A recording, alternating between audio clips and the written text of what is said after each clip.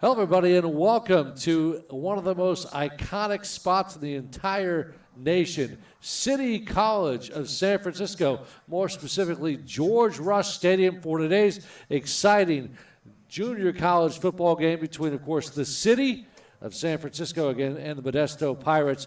Both teams, well, City College comes in 2-0 in this game. My name is Mike McDowd, my broadcast partner Mike Dunn, and Mike, City comes into this game 2-0, Modesto 1-1. City College, two pretty challenging game last Friday night up in the state capitol against Sac City, where they actually won 37-29. Now, one of the key parts about that game, and something they're going to have to do against Modesto today, is ball control. They had 4 turnovers. That's something I know that head coach Jimmy Collins says that troubled him. In fact, he said, we could have lost that game. So that's something I guarantee is going to be a key for today's game, Mike.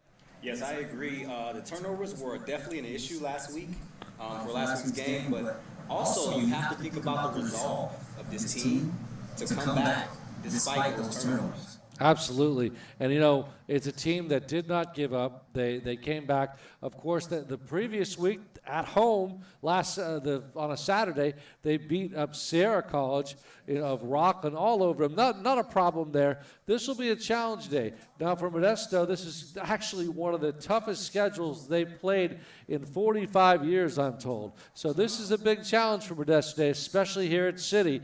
One of the things we got to talk about is quarterback Jake Newman. The man is a stud. I don't know how he got away from some Division I schools, but he's grown 2 inches. I know that. His quarterback completion outstanding, 7 touchdowns, only 1 interception, and you and I both know this kid can play.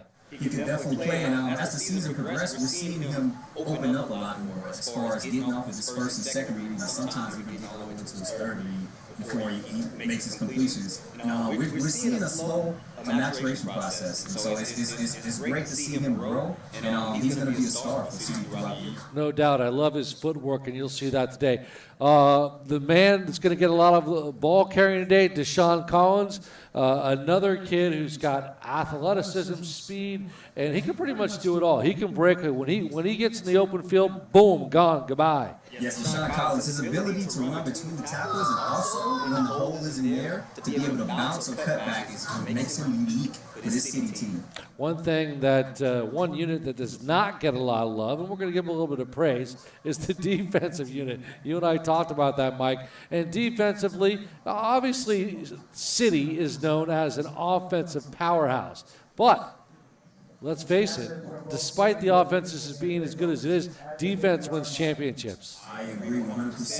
That's very important. Defense wins championships. And this City College defense, they've played together thus far this season, and I expect them to do great things as the season progresses. Awesome. Today, it's Modesto coming on here to George Rush Stadium as they battle the Rams of mighty City College of San Francisco. We're going to have the game, Mike Dunn and I, and also Todd Spencer, who you may know. Todd, a former NFL running back for the Pittsburgh Steelers and USC Trojans. He's hoping to join us in the booth as well. So we're going to have a great game as these teams, the captains, come to the field. Stick around. Rams football live here on Facebook. Come on back, everybody.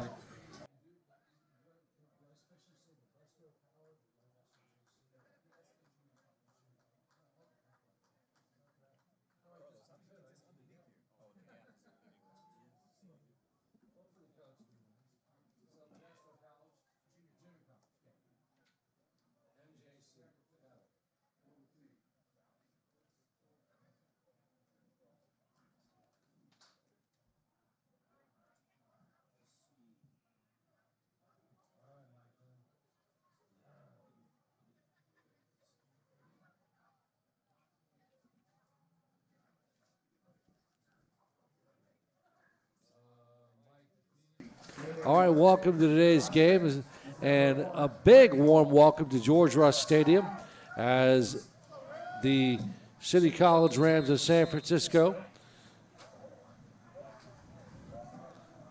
play host to Modesto JC. Opening kickoff denim for the Pirates. Kickoff return to the 20, 25. Fumble already the opening drive, as we talked about it in the pregame show, Mike Dunn.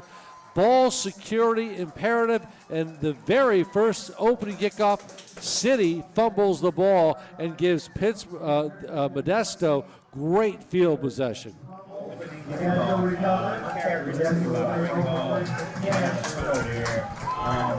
This is a problem.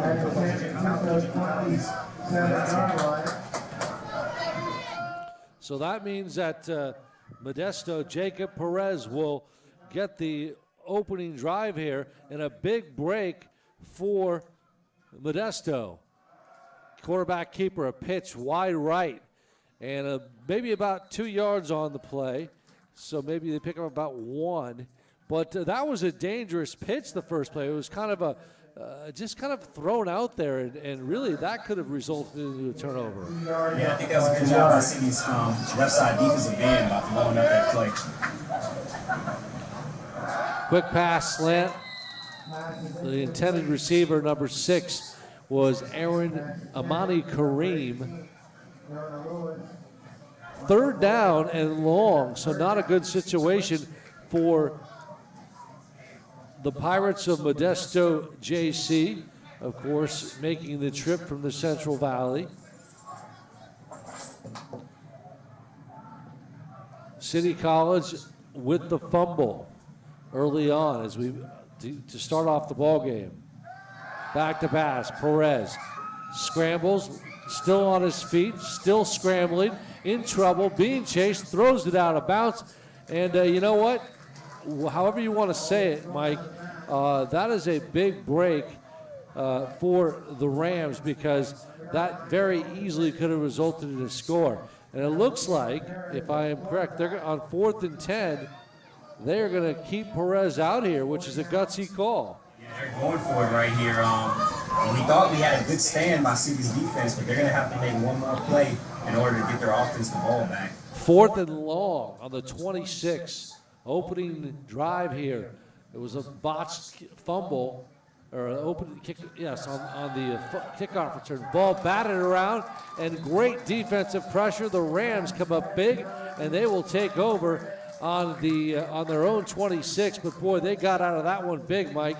Yeah, big play by number 9, Michael Boone Jr. Getting his hands up and batting the ball down. A lot of defensive line coaches, they preach, if you can't get to the quarterback, put your hands up, and hopefully you can get your hands on the ball, and that's exactly what happened in that play, Mike. So Jack Newman, the 6'1", 200-pound sophomore, a freshman out of Annalee, will start, 7 touchdowns.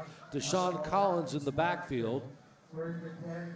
Under center will be Dominic Stellini, 6'1", 290, a sophomore out of Tracy. Moses Tamalu out of Sarah High School will be at left guard.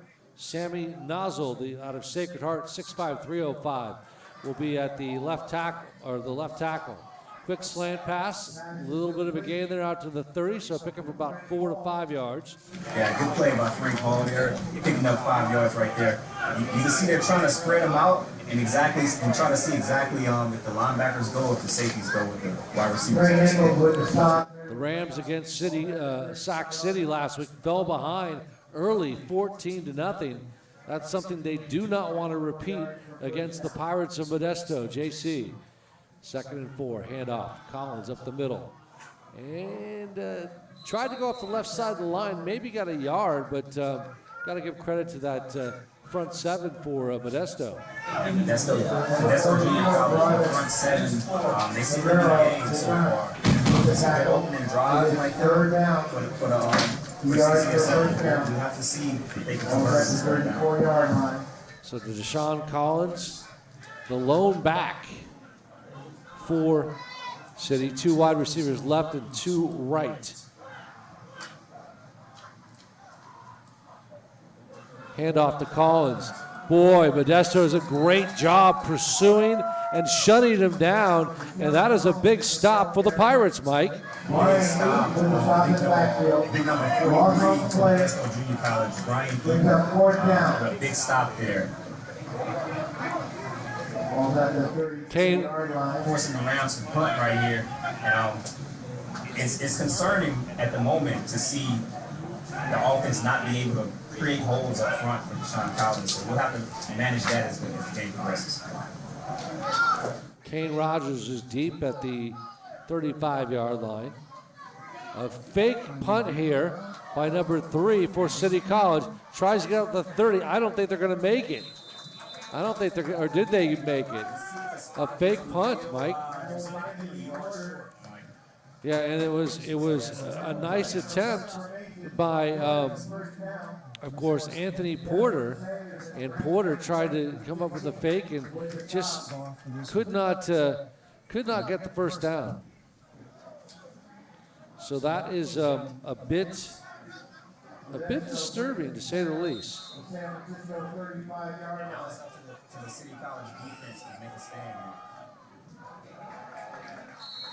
Have a 2-yard carry right there from number 15. Which is Devin Bass. Devin Bass, their big guy, their stellar running back, 6'2", 200-pound sophomore out of Pittman High School, which is in Turlock. 2nd and 10. He gets nothing on that play. So again, Jacob Perez, a dual threat quarterback, a guy that can pass but can also run, does a little play action here, a keeper. He gets nothing. Good defensive pursuit. The tackle by number 53 for City College. That's, of course, Felon Nova. I love that name. Right there for the City College defensive line, getting that push up front. And now we down to a 3rd and 11. Let's see exactly what play Modesto City College goes to right here. The front 4, Tim Fineo, Nick Sagainga, Jeffrey Branner, and Stanley Felanofa. And nothing there. City College comes with yet another tackle. Defense right now is making their presence felt. That was what number? That was number 98, right, Brenner? Pooch kick there. It's going to go possibly up. They gave it up on 4th and 9, and Perez tried to do a little pooch. Thought about faking it, but that's not going to happen. So, nevertheless, that brings up a situation where City College will take over. And so far, both teams, City College, of course, coming out with the botched fumble on the opening kickoff, something that Jimmy Collins, in his 3rd year here at City, is not happy with. But let's see if City can get something going here. They take over on their 20-yard line. Newman back to pass, looking downfield, plenty of time, throws left side. Has a receiver at the 32, down across the 35, near the 40, and it is caught. And boy, that could be, it was caught, looked like by number 6, I believe. That is a Tyrese Mack. And a good old Tyrese, who looked real strong on that catch, gets City for a first down. Also, amazing pressure, amazing protection on that play by offensive line. Whenever your quarterback has an opportunity to scan the field and go 1, 2, 3 with his reads, that's phenomenal. Gain of 22 on that play. Started out at the 20-yard line. So 1st and 10 on the 42. No score in our ball game. I'm Mike McDowell along with Mike Dunn, welcoming Rams Nation. Quick Collins up the middle. He's got nothing but room. He goes down from the 42-yard lane, and he gets a heck of a run. I got to tell you, that was just solid. He winds up all the way down. Let's see where he winds up, down to the 30-yard line. So that is just stellar. And a gain of about, let's see, we'll do our math here in a second, but he started at the 42 and goes all the way down to the 30-yard line. A stellar run of about 35 yards. Back to pass, Newman, right side. Has receiver across the 20. Or just at the 20, across the 25, into the 20. That was number 8 for City College. And I believe that was Christian Willis. Great catch by Christian Willis. You see the Rams offense now starting to move the ball. Just looking at the first games, they've come out slow in the first 2 games. So let's see if the offense picks up the pace and potentially tries to get into the end zone right here. Collins in the backfield. Perez has 3 wide receivers. So trips left, 1 right. Hand off to Collins. Swing out to the outside on a bit of a sweep. gets maybe maybe 1 yard. And, you know, one thing you got to give it a little bit of credit. You know, this is a tough game for Modesto on the road. So far, I think their defense played pretty decent. I agree with that. Defense is specifically their front seven has been overall so far throughout this game. And let's see if they can make some plays later on throughout the course. 2nd and 7 on the 17. And an opportunity for the city to score. The Rams. Newman rolls right, looks downfield. He's going to keep it himself across the 15. And he runs out of bounds at about the 14-yard line. A pickup of just about 3. And it's going to bring up a 3rd and long. And let's see what they can do. About 3rd, maybe 4. They spotted out of what, about the 14, Mike? They spotted at the 14. It's going to make it 3rd down. Good block on that play also by Frank Hall. So 3rd, the ball actually on the 15. 3rd and let's see where they still 3rd and 5. So this will be an interesting call for head coach Jimmy Collins. He's going to run. He's going to pass. I think it's 4th down territory, yo. I think I'm going to say pass on this one, my friend. Maybe a little screen or something. Collins in motion. Timeout. We'll take a timeout with 8:04 remaining in the first quarter. Our score: CCSF nothing, Modesto JC nothing. You're watching Rams football right here on Facebook Live. From George Rush Stadium on the campus, the beautiful campus of City College of San Francisco. I'm Mike McDowell along with Mike Dunn. And the City College trying to make amends from their opening kickoff where they fumbled the ball on the kickoff, although fortunately have not yielded up any points. So 3rd and 5, back to pass. Newman in trouble. Ball's loose, tipped around.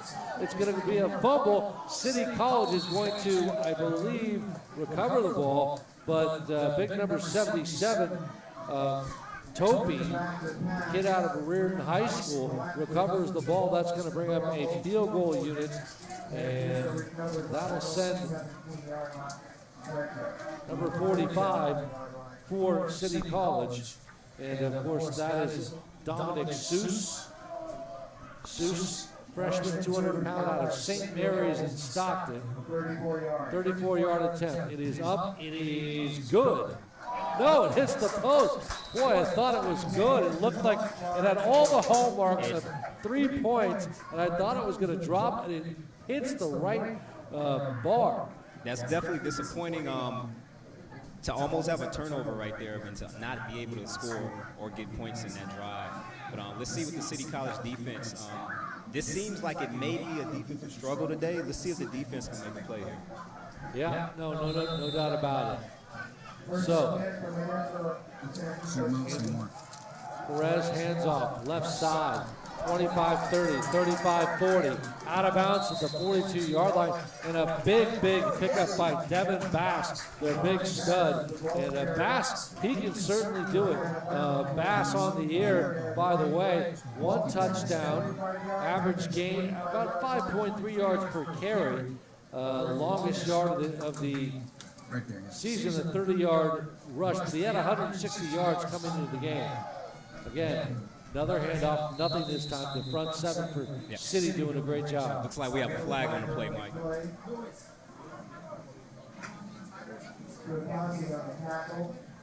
Yeah, definitely a great run by number 15, Devin Bass. A lot of their offense this season, I feel like, is going to come between Devin Bass and Jacob Perez. Both players coming from the same high school, being high school teammates. You know they have the chemistry and understanding in the backfield of one another. Adele Halleck, the center for Modesto, 6'3", 310, sophomore out of America Samoa. They've got 3 guys across the line, all 300 pounds. They've got a big offensive lineman, as you can look at them. They're huge. Definitely. It's definitely going to be a challenge for the Rams this evening, but I think their defensive line is up for the Perez challenge. back-to-back quick pass up to the 45-yard line, and it is caught. A nice little gain, number 9. That'll be Jack Weaver. Weaver's a guy we're probably going to call today a little bit. He's a guy that can certainly catch the pigskin. Definitely. He's their slot receiver for Modesto City College, Modesto Junior College, and he's their check down guy. Hand off this time. City is all over it and gets right up into the grill of Devin Bass. And the tackle by Tuitsi.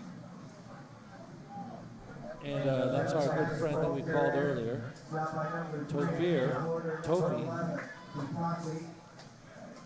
Tuatasi with the tackle there for the Rams. It's 3rd and 9 right here, Mike. Let's see what play they go to. 46. Quick slant pass. Hit at the 50, ball loose. Great defensive pop and stop.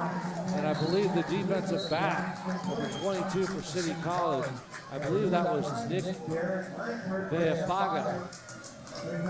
Yeah.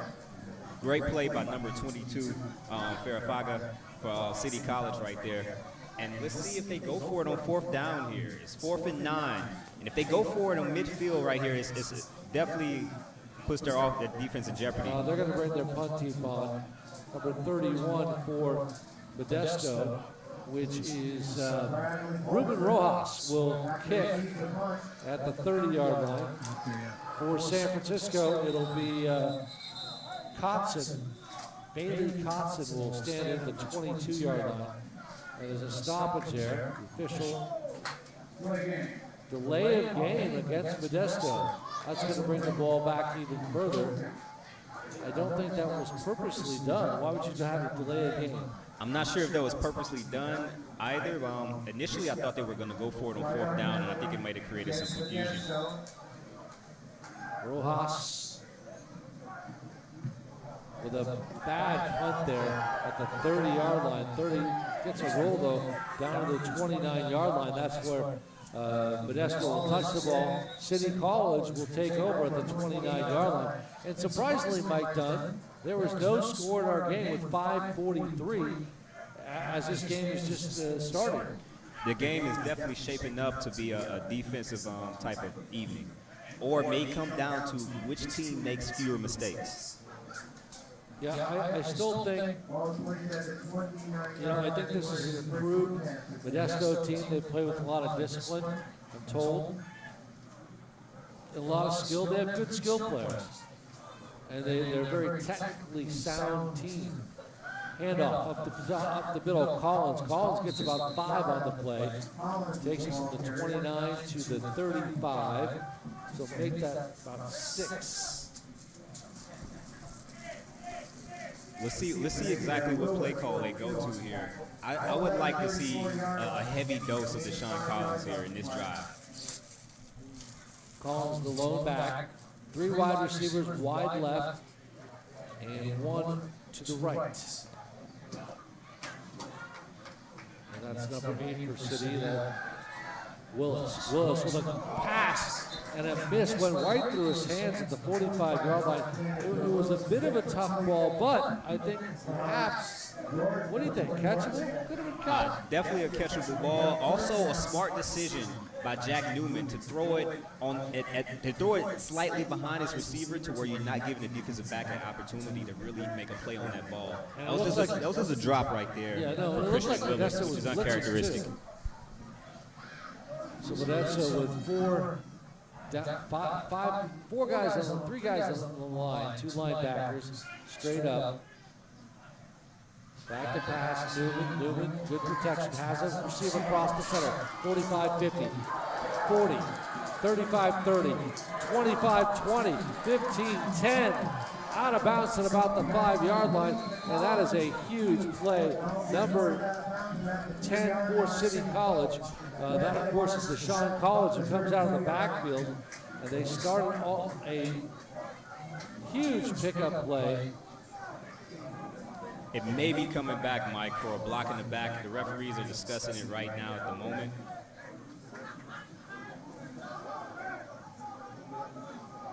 Initially from up here, it looked like a clean block.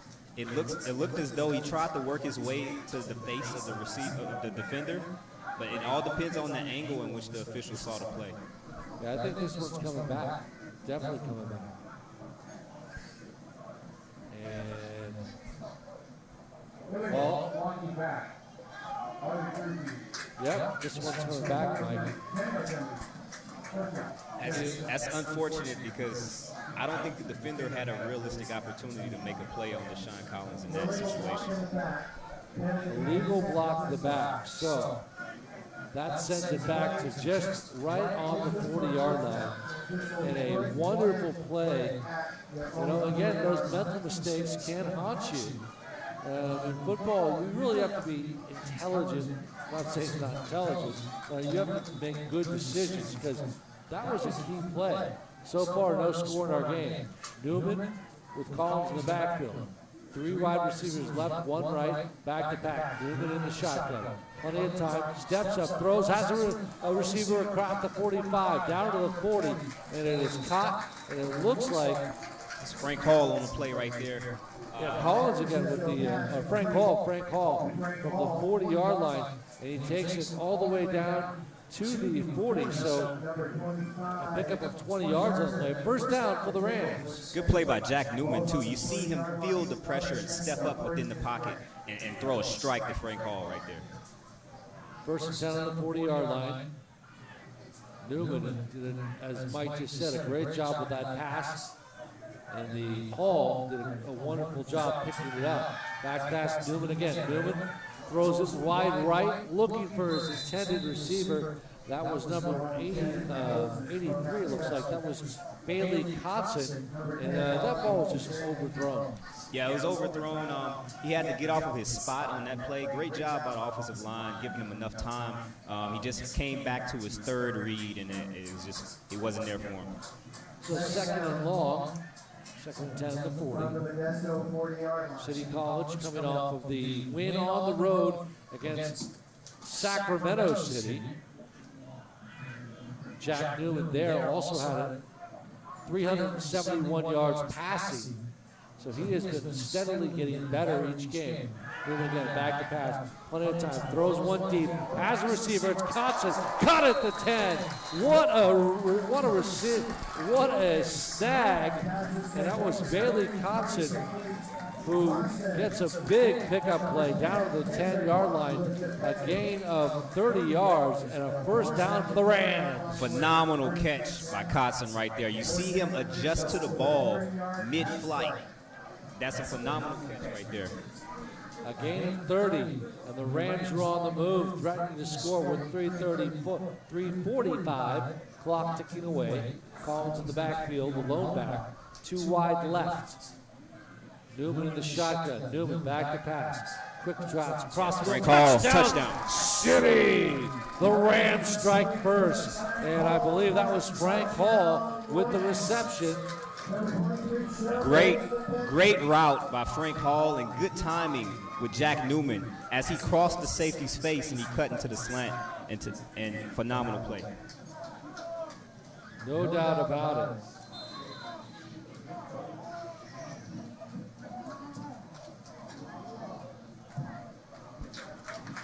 Ten-yard PAT is good. So our score with 3:31 in the first quarter. City College of San Francisco 7, Modesto JC nothing. Come on back, more Rams football right here on Facebook Live.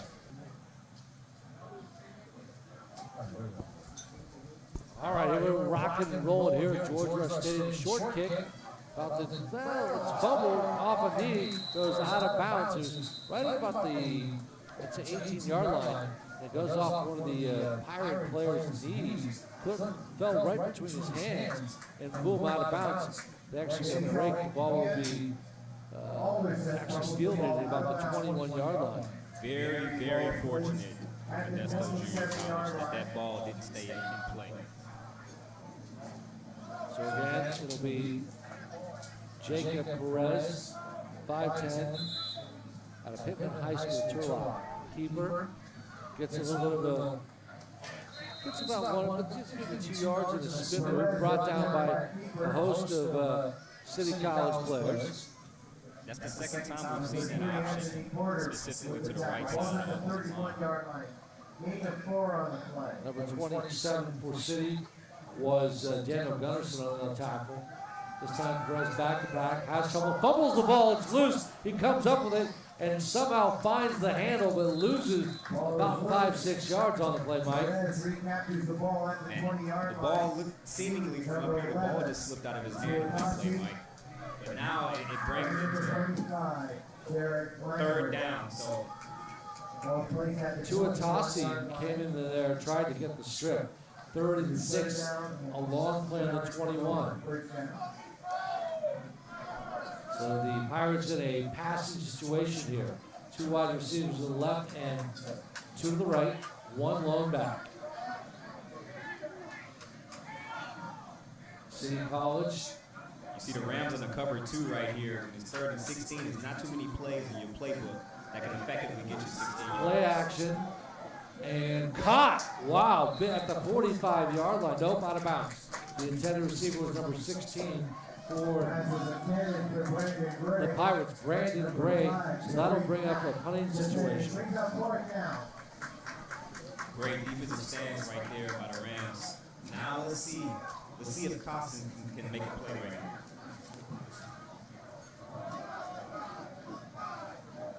Jack Weaver will kick at the 5-yard line. Costin will at the 49-yard line. This time it's a little bit better punt.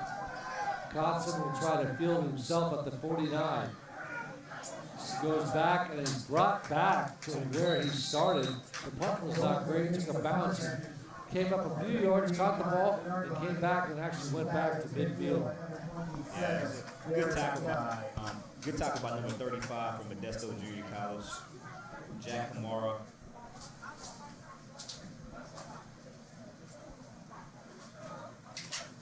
Along with Mike Dunn, my name is Mike McDowd. We welcome you to George Rush Stadium on the campus of CCSF, one of the really premier campuses in America. Beautiful school, great facilities. Back to pass, Newman with a slant. Caught at about the 50-yard line, and they don't get really anything on that one, Mike. Yeah, it's a short game on that play, but a lot of times the screen game is an extension of the running game. So they've been able to create a lot of holes up front through the offensive line for Deshaun Collins. And also, if you don't want to put too much wear and tear on your back, you can draw some screen passes for your receivers. Gain of 1 to be precise. 2nd and 9. Collins the lone back. Newman again in the shotgun.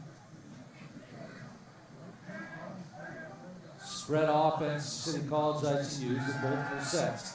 Newman steps up, but he's sacked. And he's brought down. There's a flag on the play. And then tackle was by number 44, Roderick Medrano, the defensive lineman out of Oakdale. Brings him down. And that's a loss of flag. That's what that is all about, Mike. It's the referee will personal foul. So that'll push it up to a 1st down for the Rams. Yeah, that's unfortunate for Modesto Junior College right there.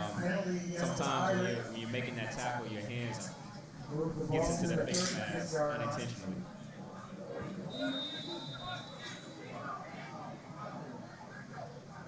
Right now, let's see if the Rams can potentially get some momentum going right now as the first quarter is coming to a close. Sitting in Pirate territory on the 36, 1st and 10. Trips right this time. Back to pass, Newman drops. Plenty of time. Goes across the middle. Has a receiver at the 10 down to the 8. And a big pickup there. Oh my. And that, of course, is Christian Willis, who's been calling his name. And he goes down for a big gain. Down all the way. Let's see if they're going to mark this. From the 36 down to the 9-yard line. And so that is a first and goal to go for the Rams. Down to the 9-yard line. That's a good pickup of about 24 yards on the play. 20. This time, Newman rolls right in the end zone. Has a receiver, touchdown, San Francisco. All over it. It was Mack, Tyrese Mack, the wide receiver, who was there. Newman delivered it. And Mack said, I'm catching that ball. Touchdown. Right. Phenomenal play call. You had a boot right there, and you saw him sit in the zone. So that's a good decision by Mack as well. Touchdown Rams. PAT. He's good. So, with 23 seconds remaining in the first half play, our score, Rams 14, Pirates nothing. Come on back more City College football right here on Facebook Live.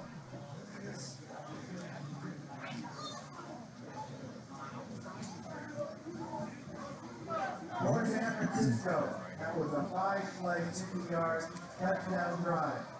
Key play in the drive was 26 yards. Pass from quarterback Jack Newman to wide receiver Christian Willis for 26 yards. Capped off by the 9-yard pass play. Jack Newman to Tyrese Mack for 9 yards.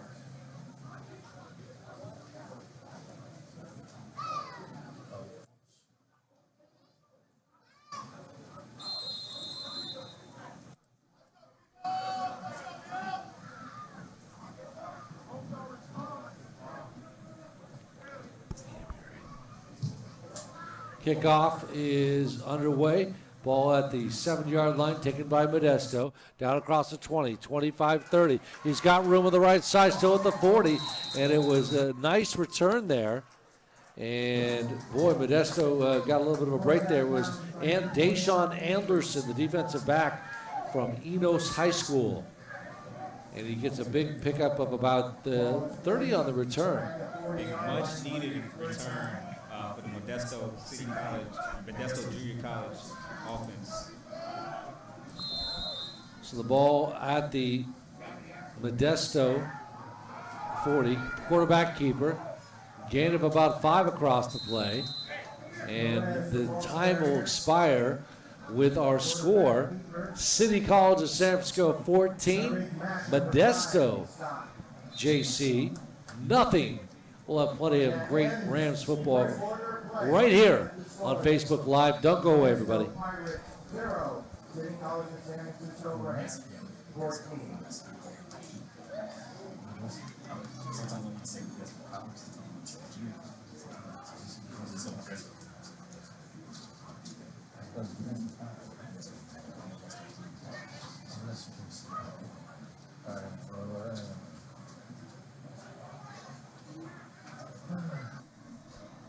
And ball on the 45. 2nd and 5. Second quarter play just getting underway from George Rush Stadium here at City College of San Francisco. Hand up off the middle, straight ahead. Bass does a nice job. He's got plenty of room. He's going to take it to the house. He's going to go all the way. Make that a touchdown for the Modesto Pirates. And it is Devon Bass. Bass with a 45-yard touchdown run. And the Pirates are in business. That was a much-needed response for the Pirates offense, and they answered.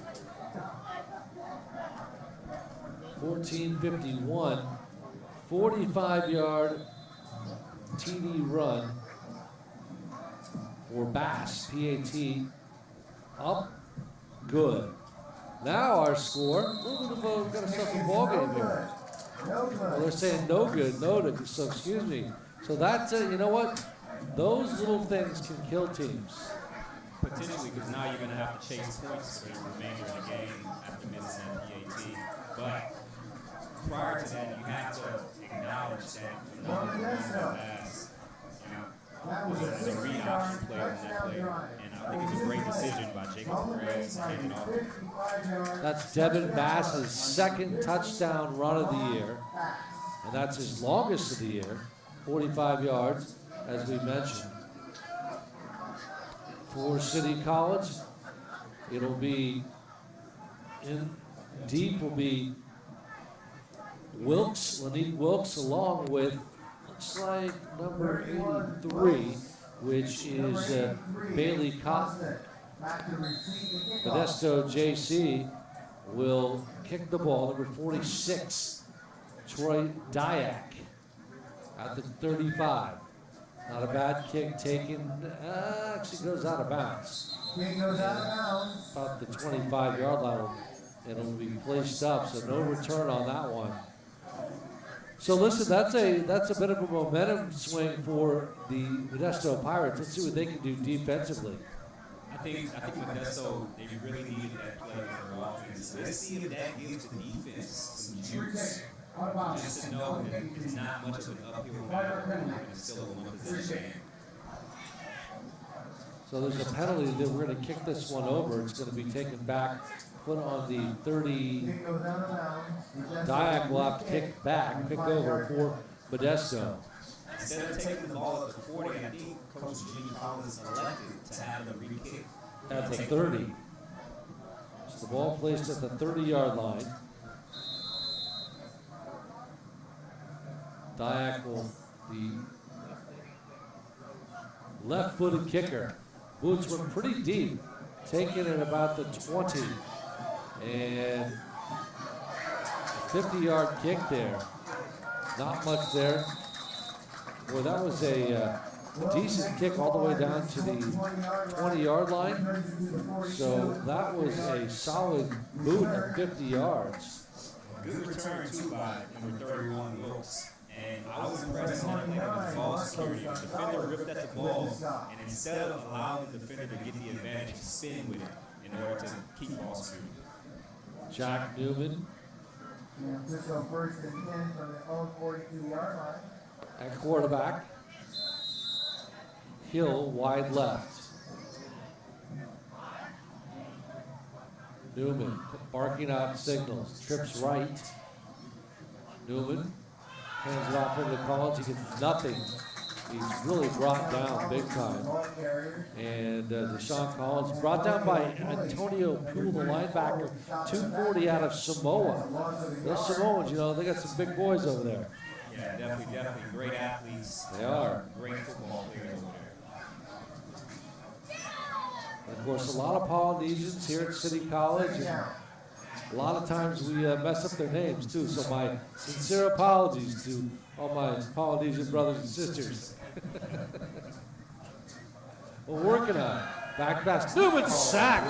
Oh man, Newman a blitz, and the tackle for the Pirates. That was in on the tackle. Number 32, Dom Silva, the linebacker, a freshman, 190 out of Turlock, and he came up there untouched. Great blitz on that play. And like I said, after that touchdown, that gave their defense and their entire sideline some juice and energy, knowing that this is a one-possession game. 3rd and 20 now for the Rams. 3rd and long at the 32. Newman, of course, in the pass situation, goes across the middle, has, it looks like, Hall down across the 45, and got the 42-yard line to pick up play there, and a big play for the Rams there. The ball down to the, let's see, they're going to spot this at the 40-yard line, so that is a pickup play of, let's see here, 32 down to the 40. Yeah, About 39 yards. I think Jack Newman has established Frank Hall as his favorite target thus far in this season. Ball at the 42-yard line, 41. Back past Newman again. Newman sacked. Man, oh man, got to give credit to that front seven. And the tackle was by Austin Martins, the linebacker.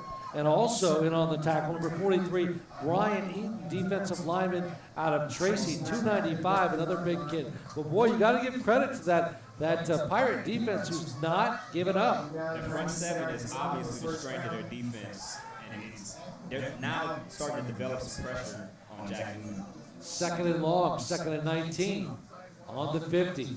12:43, 14-6 our score from George Rush Stadium on the most gorgeous campus in America, City College. Quick handoff up the middle for about maybe 2 on the play. But that'll bring up a 3rd and long, and Mike, that's going to obviously bring us to yet another passing situation.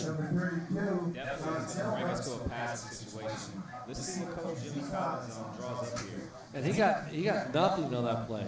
Let's see. No, they're going to mark it down to the 47. So he didn't get about 3, which I thought he did. So third and 17 on this play. All right. Look for a quick bubble screen potentially. Trips left. Newman in the back, in the lone, doesn't have anybody in the backfield. Throws it across the middle, and the intended receiver at about the 40-yard line. Looked like that was, I think for City College, that was Deshaun Collins, actually, excuse me. Collins had really almost had the ball, was thrown a little bit behind him, and just could not grab it. Yes, the ball's a little bit behind him. Also, Jack Newman, he felt the pressure, he stepped up, and it was the pressure from Modesto that created the mishap on the throw. Porter will punt at the 37-yard line, make that 38. Modesto will have deep, and it's a high spiraling punt out to about to the 21, where it will be actually go into across the 20, about the 17, and so that ball was actually kicked as well. There could have been a unsportsmanlike conduct on that one, but they got away with that one. So that's where Modesto will take over. Jacob Perez has done a pretty nice job today. Of course, Modesto just scored on a 45-yard touchdown run by Devon Baisley, or Bass, excuse me. Devon Bass. Keep this thing close. So far, I'll tell you what I see so far is you got to give a little bit of, you got to give credit to Modesto's defense. They've kept them in this game. The defense is definitely kept them in this game, and also the offense is starting to move the ball a little bit now. Go to a quick option to the left. Yep, quick little pass there. Quick option to the left is Bass, and picks up maybe about 3 on the far side.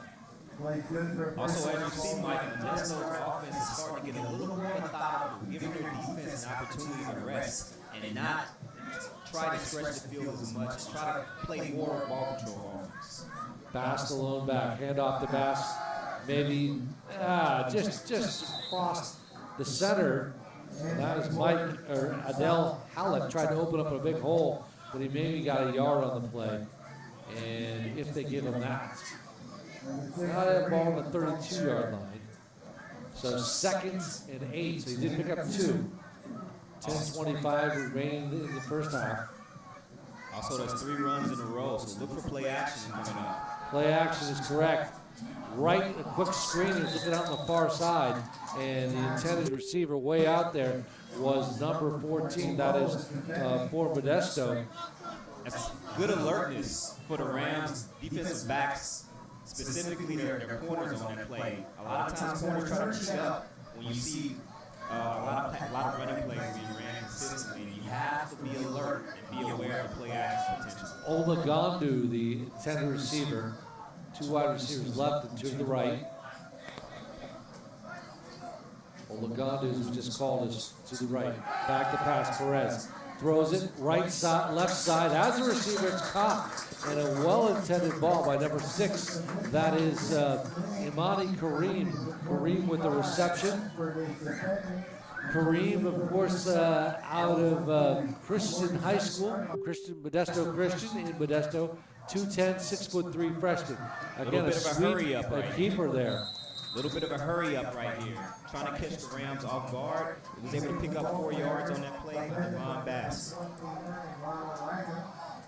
It looks like they're going no huddle hurry up right here for Modesto College.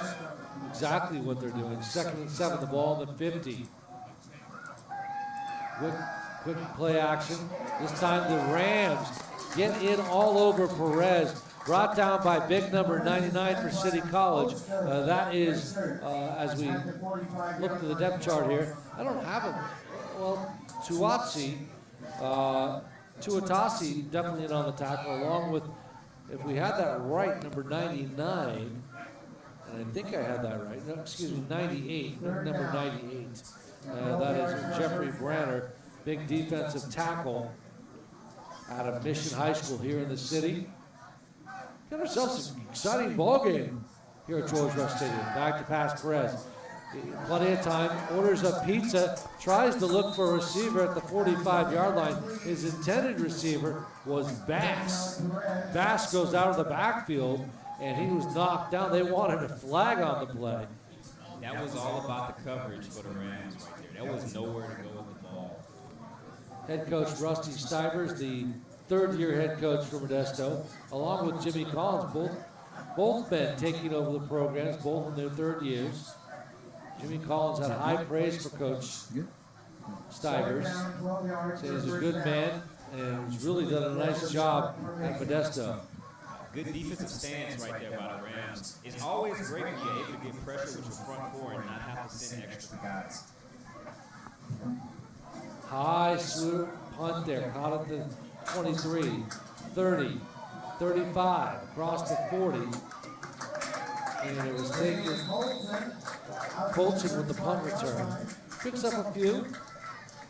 Taking about the 20, maybe about a gain of 15, 16 yards with the punt return.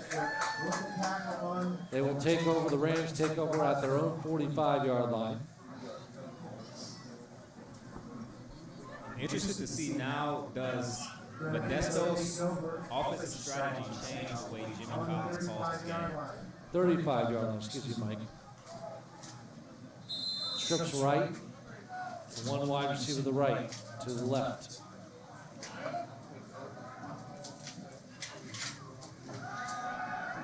Newman has time, escapes through the pocket, but brought down again. And once again, Austin Martin's the linebacker out of Newman, California, with the tackle. I'll tell you what, one thing the Pirates are doing very well, they're putting tremendous pressure on Newman, and that offensive line has got to do a better job protecting. I agree. I think it's also credit to the Modesto defensive coordinator for some of the plays, some of the different blitzes in which he's sending that's given Jack Newman some problems. Ball on the 33-yard line. Newman again, shotgun. Collins in motion. Very split. Newman looks right, screen pass there, 35, 40, 45, 50 across midfield, 40, all the way down to near the 30. That is Kotzen, Bailey Kotzen with a big pickup there. The 33-yard line all the way down. They're going to mark this. Let's see exactly they mark this. The 32-yard line. So that is a big 39-yard gain. Yes. It is a 37-yard gain, excuse me. And that's a perfect example of when you blitz, you potentially get burned by draws or you screens. First and 10 on the 32. Newman again has his wide receivers out wide right, scrambles in the pocket, looks right, has a receiver, hits the turf though. Unfortunately, the intended receiver, I believe that was number 6. That was Tyrese Mack. The pressure creating that underthrow right there is number 34 from Modesto Junior College, Antonio Poole out of Samoa. Once again, being able to get pressure on the quarterback and getting those hits. A good game from George Rush Stadium here on this Saturday afternoon. College football alive and well in America. The 2-0 Rams trying to defeat the Pirates of Modesto. Newman, plenty of time, sacked again for about the third, fourth time. And the tackle was Jacob Vanaku, the defensive lineman out of Patterson. He's all over Newman, and a loss there. And the ball will be placed, well, no, actually, about the 36-yard line. So got a loss of 4. That was actually a coverage sack. That was a coverage sack right there. He had enough time, but the Modesto Junior College linebackers dropped back into coverage. They came with only a front four on that play and was able to get pressure and get the sack. Ball at the 36-yard line. Quick little screen there down to the 31-20. Cotton, he's strung around. He's still by his shirt. He spun around, and a great play by Frank Hall. Frank Hall, the pickup play of about down, well, we're going to call it about 26 7 yards. I have to say this, Mike. Throughout the course of this season, I'm going to anoint Frank Hall with the nickname 7-11 because he's always there. He's always the one guy that Jack Newman could depend on when he's in trouble. Down to the 8, so we're going to make it a 20-yard pickup. First and goal to goal on the 7. The Rams threatening to score. Once again, handoff. Collins, right side, 5, stretches across. Touchdown, City Rams. Touchdown by Deshaun Collins on that play. Great run, bouncing it to the outside. And you see, he gave a nice hesitation at the 5, was juked out the defender and dove for the pylon. Touchdown Rams. Deshaun Collins again. 7-yard touchdown run.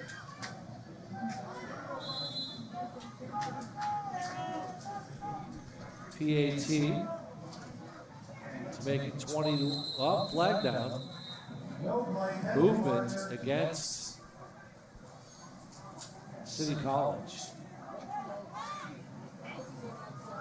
False start. That's going to push it back just a little bit, Mike. I think that was an extremely important drive for Jimmy Collins and his offense. Just for the momentum of going into halftime, which we only have 6 minutes left in this half. And also, it gives their defense a little bit of a cushion to take chances out there. PAT up, another penalty. This time, I believe, and by the way, the kicker for City College, number 45, which is Seuss, Dominic Seuss.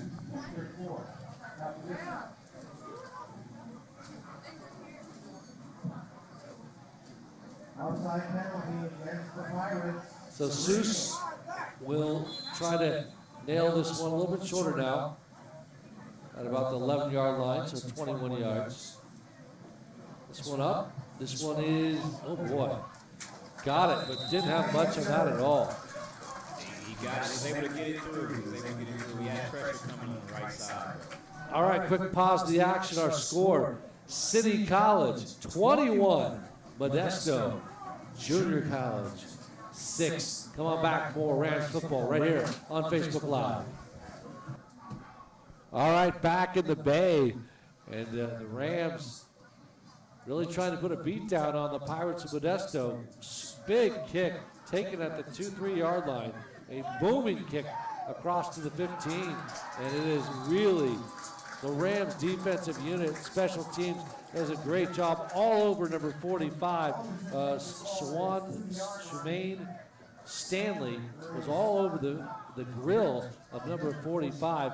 That's Deshaun Alderson.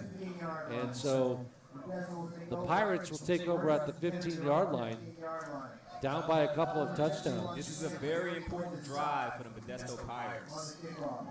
Perez, block. It's almost picked off.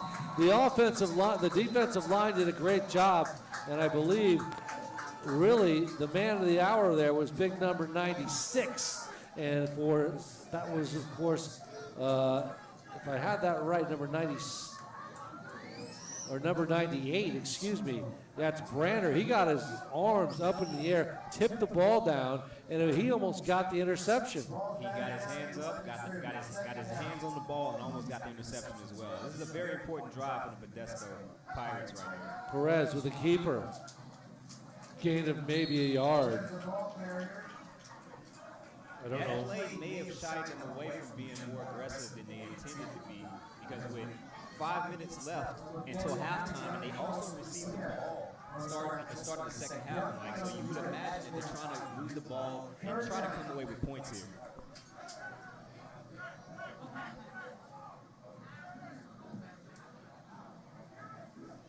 And like I said prior, that last drive for the Rams, it gave the defense opportunities to take chances now, because they know they have a cushion.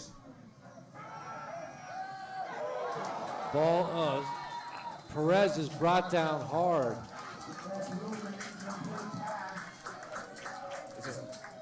And Good that'll, blitz right there by Michael Bowers Jr. Was able to get pressure on the quarterback and get a hit. Didn't get the sack, but a hit on the quarterback is as close as you can get.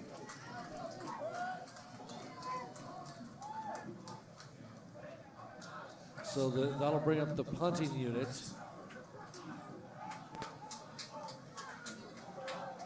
Down to the 2-yard line. A little punt near the midfield at the 50. It's taken. And it was actually a solid punt of about 48 yards. Yeah, good coverage too as well from Modesto.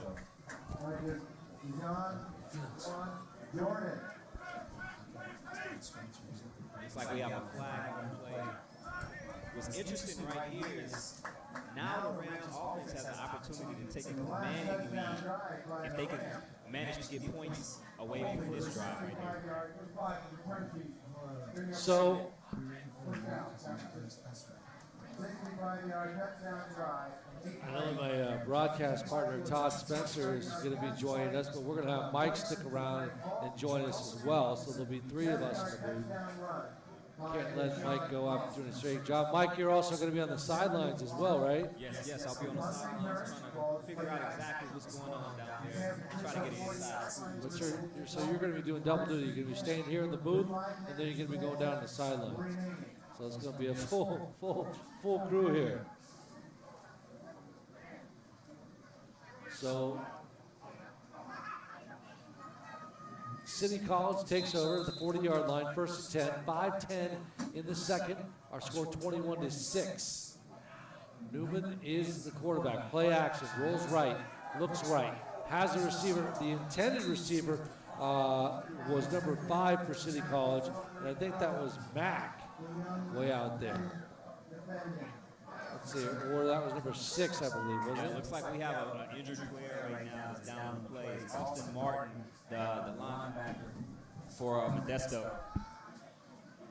So that'll certainly bring a situation here. So we'll have Todd Spencer join us in a few minutes here. But Todd looking sharp as usual. And Yeah, it's great to see him get up and walk off under his own power right there. He took an extremely hard block on the play by Dominique Span, the offensive lineman out of Tracy, California for the Rams. so 2nd and 10 on the 40. The Rams trying to see if they can put yet another 7 on the board before they go into the halftime. Jimmy Collins trying to produce some offensive trickery here. Newman is at the 35 in the shotgun. One lone back, Collins. Collins has the ball. Sweeps to the right. 50 across midfield, down to the 40, 35-yard line, and he gets a big gain there. And Collins again, really doing a great job there. Great job on that play. Good read by the running back right there, Deshaun Collins. And also, you see the Rams offense, they're not conservative right here. They're in attack mode. They're looking to definitely take a command lead going into the locker room. Down to the 36-yard line, and a gain of 16.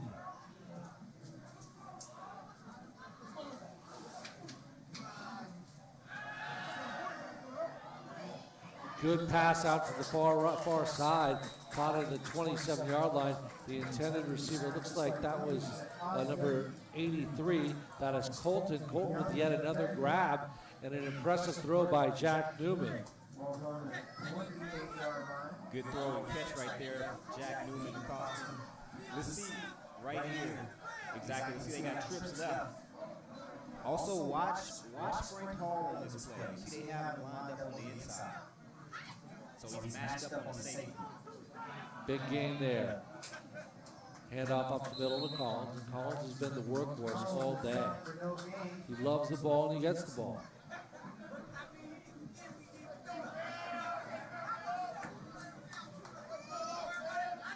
So the ball at the 28-yard line now. If Modesto Junior College is going to get back into this game, like it is imperative right now that they defense come away with a stop. Preferably a turnover if Modesto, but a stop here would be big going into the locker room, and also they receive the ball in the second half. Could not agree with you more. It's 3rd and 2 on the 28. Newman throws right, little swing pass down across the 20, and it is a first down for the Rams, and a big reception by number 8, Christian Willis, and the Rams in business with a pickup there and down to the 15-yard line. So a gain of about 12 on the play, and it's a first down for the Rams. First down for the Rams. Also, Mike, you see that Coach Jimmy Collins, he's countering the blitzes with screens. So if the blitz is coming, the ball's not going to be there. Trips right. 3 wide receivers far right. Collins in the backfield. Handoff to Collins.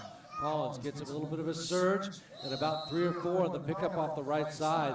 And again, the Rams offensive line doing a really nice job here on this drive. And definitely, you can tell the Rams offensive line starting to wear on the Modesto Junior College defensive line, which has had a phenomenal game so far.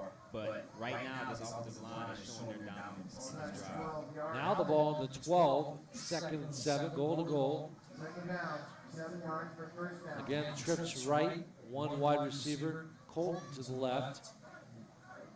Collins now just walks, he's the lone back. Hand off again to him. Modesto does a nice job trying to penetrate, knocks him out of bounds to the 10-yard line, and really didn't get much on that play. Not much on that play. By number 10, Kendrick Vaughn. We're going to bring in Todd Spencer in our second half here. And Todd drove all the way from Fairfield to come down here. And, you know, Todd's a familiar name to Bay Area football fans, and particularly those at City College and El Cerrito High School, and even the NFL. So we'll talk to him in just a little bit.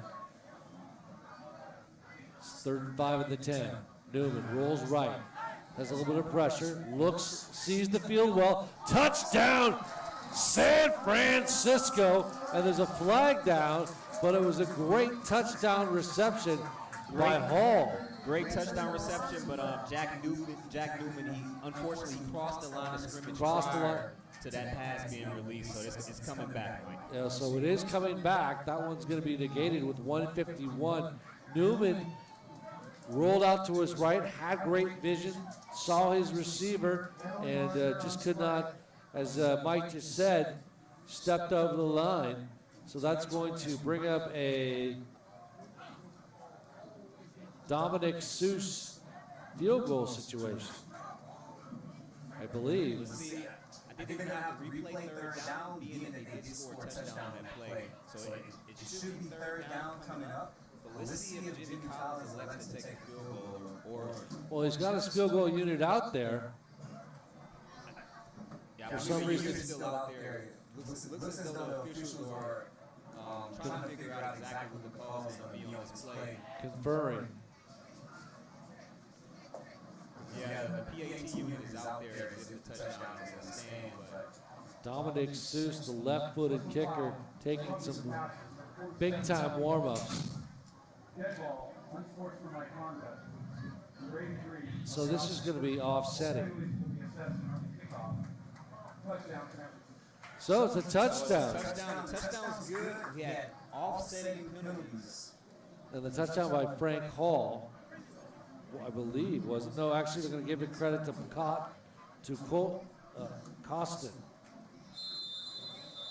So Costin with the touchdown reception there. PAT up, PAT is good, and my bad, because they had the field goal unit out there, but there was for a reason. The touchdown did stand.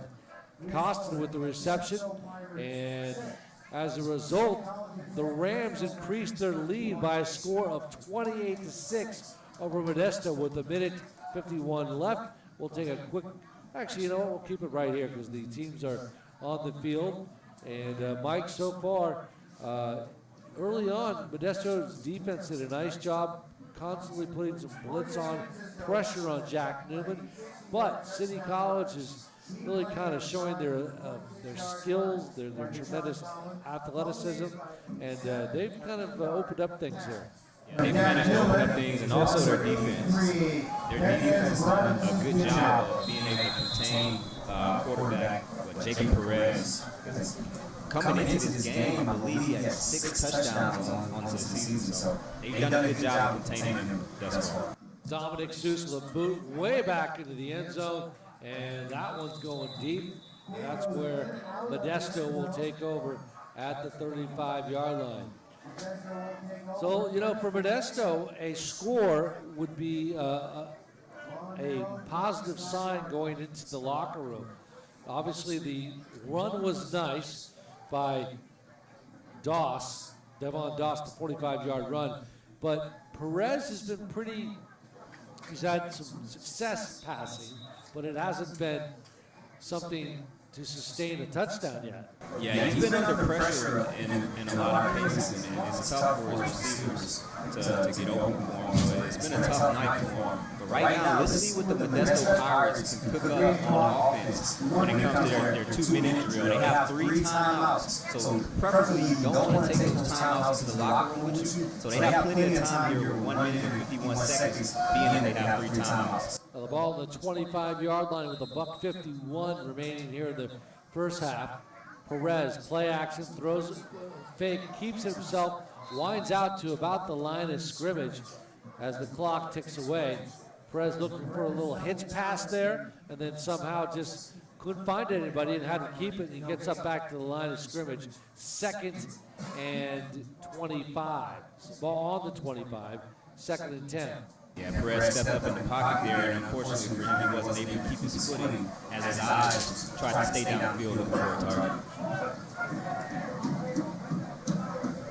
Halick over center, handoff there to Doss. Doss has a big gain there and a pickup to about nearly the 40-yard line, and he picks up about 15 yards on the play. But you need bigger plays than that. Jacob Perez, the kid out of Turlock, Pittman High School, back to pass. Good, has a receiver, wide open at the 40. Down across the 30, into the 25-yard line, and it is caught in a big-time reception by number 80 for, that would be Jose Garcia. Garcia, we haven't called his name today, but a big pickup play there across to the 30-yard line, and that is a gain of 45 yards. Looking for Garcia again to no avail. Yeah, it was almost an interception right there by Jacob Perez. Curious why he didn't take a timeout here. You still have 3 timeouts remaining. That's what junior college. But right now, they're in striking distance, and this is an important drive for them if they have any intentions of staying in this game. If they can get a score here, then they receive the ball in the second half. That could really inspire their team coming out of the locker room. That was a 45-yard gain, by the way. First and 10 now on the 38. Should be 2nd, actually. Back to pass, Perez wide left, far side, and it's caught at about the 21-yard line. The reception is made by, once again, number 6. That's Imani Kareem. Imani Kareem out of Modesto Christian High School. Flag on the play. Timeout in the game with 43.1 seconds left. Our score, Rams 28, Modesto 6. Come on back, more City College football on Facebook Live. There we go. There we go. Now we're back. 3rd and 5 of the 20. Modesto threatening to score. Handoff. Bass up the middle. Good surge by the offensive line. Get them all the way down to the 10-yard line. Pick up the clock running, though. So 35.7 seconds stops. First down. But it's going to immediately start, I believe. No, Yeah, once the referee spots the ball, the clock should start. Yeah, clock starts. First and 10 of the 10, the 20, or the 15. Perez brought down and dropped balls loose, but he was down. The ball was down. It was not a fumble on the play. Yeah, Perez right there on that play, unable to get away from number 43 from City College. And Zetterberg. Sean Zetterberg out of Stockholm, Sweden. He's got about 3 players from Sweden on this team and 2 from Norway. The international connection continues, and I don't think there's another program in California with this many Swedes and Norwegians on a junior college football team. Let alone, I didn't even know they played football in Sweden and Norway. Let's be honest. Let's keep it real. Yeah, they're making their presence felt. You know, as the years go by, you generally see them as some of the best punters City College has ever seen, and now they're making their presence felt at other positions. I'm Mike McDowell along with Mike Dunn, and Todd Spencer will be joining us here in the second half with all of us. A little bit of NFL expertise to come to the table, and Todd, a man who has done many City College games with us in the past. We're thrilled to have him in the booth. So 2nd and 15 on the 17, 26 seconds. Obviously, this is a passing situation. And clearly, Jacob Perez has got trips left. Quick little hitch pass there. Trick Watch play. the double. Thinking watch about the double doing pass. the pass there. They don't get it off. They tried to do a little bit of a what's called a halfback option pass, and it was done. It was actually not bad executed. Number 9, that was Jack Weaver, who's the backup quarterback, came in, tried to throw it, but the Rams defense got all over him, stopped it with 17.3 seconds, 3rd and 15. But you know what? If you're Coach Rusty Stivers, you've got to do something like that against a really excellent 3rd-ranked Rams team. Yeah, it's good awareness by the defensive backs for the Rams, and also you would hope on that play call, if the play's not there, Jack Weaver would run out of bounds and not put his offense in a situation where they have to take the last time out. Well, I said it was not a bad call, but you know, the expert in the booth here, Todd Spencer, says nope. That was not well executed. It had potential, but he's right. It wasn't well executed. And yet, the Rams defense, that's, like I said, you got to give credit where credit is due. They came up big time. So Jacob Perez, a 57.9% completion passer. He's 3rd and 17 on the 9, so this is 3rd and long. If timeout on the field, we'll take a quick timeout with 17 seconds. Our score, City College of San Francisco 28, Modesto 6. Come on back for more exciting Rams football here on Facebook Live. All right, we are back. We are back with 17.3 seconds. Flores back to pass. Halftime looks left at the 10. And they're going to say it's caught. Out of bounds. The intended receiver was Mass. And he had it. They're going to give it to him. We're going to say it's caught.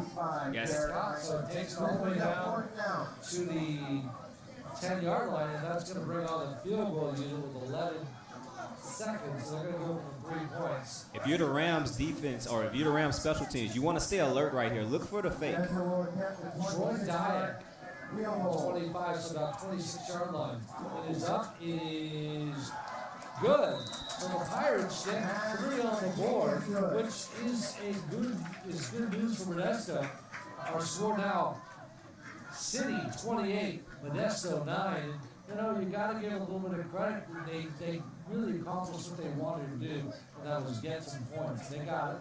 True. Preferably they would wanted a touchdown in that situation, but also getting points going into the locker room is very important for the overall morale of your team, and also knowing that you received the ball in the second half, it gives you an opportunity to have something going forward.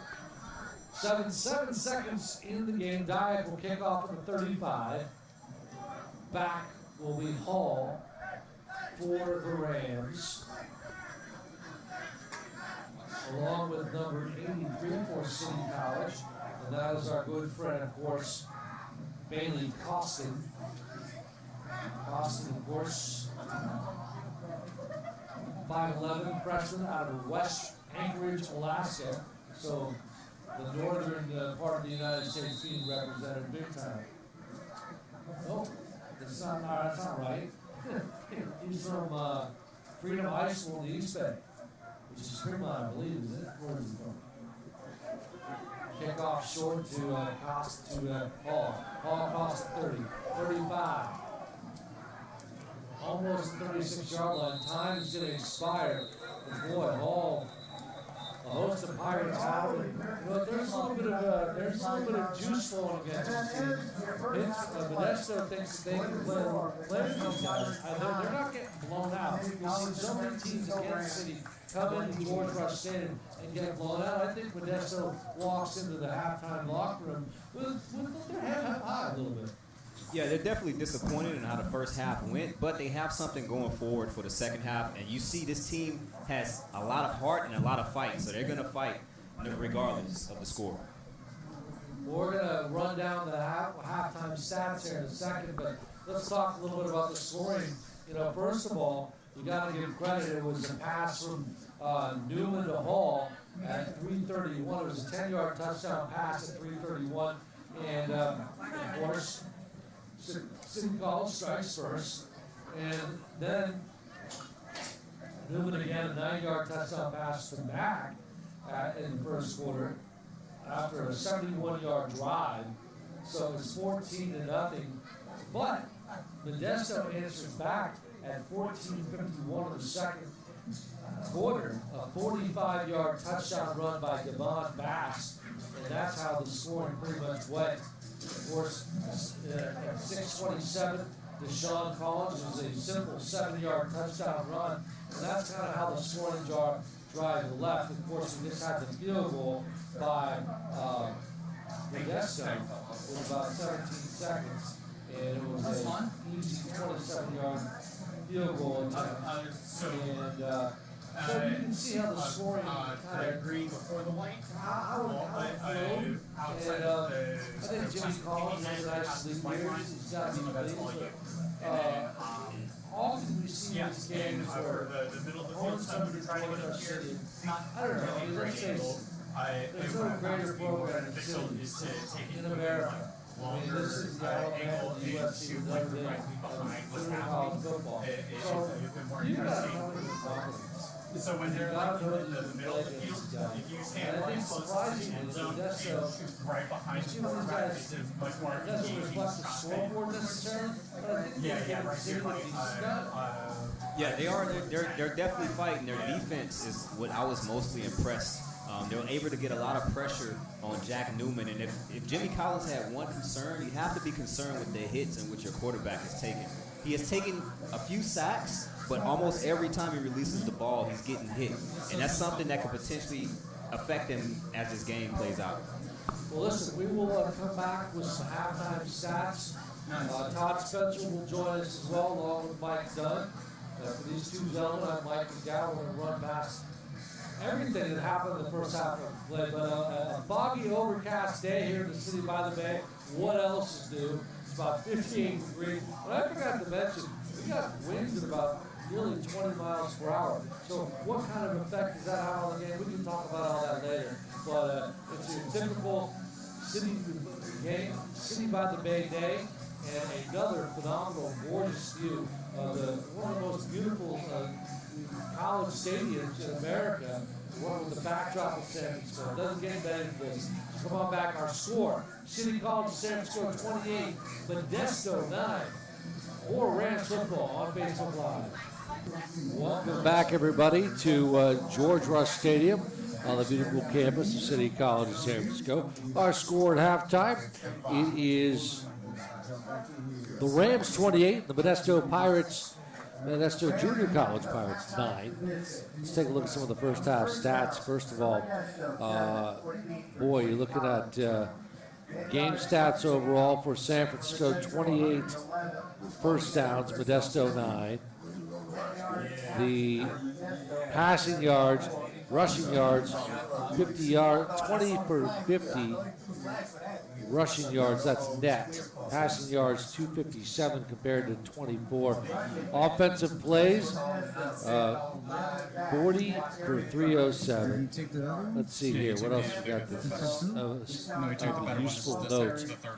Let's talk a little about the passing attack. Jack Newman is 15 of 20, 257 yards, 3 touchdowns, his longest 35. However, Jack has been sacked 6 times.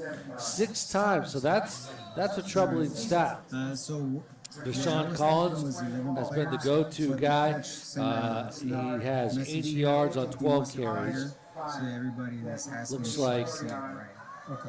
So that's about it.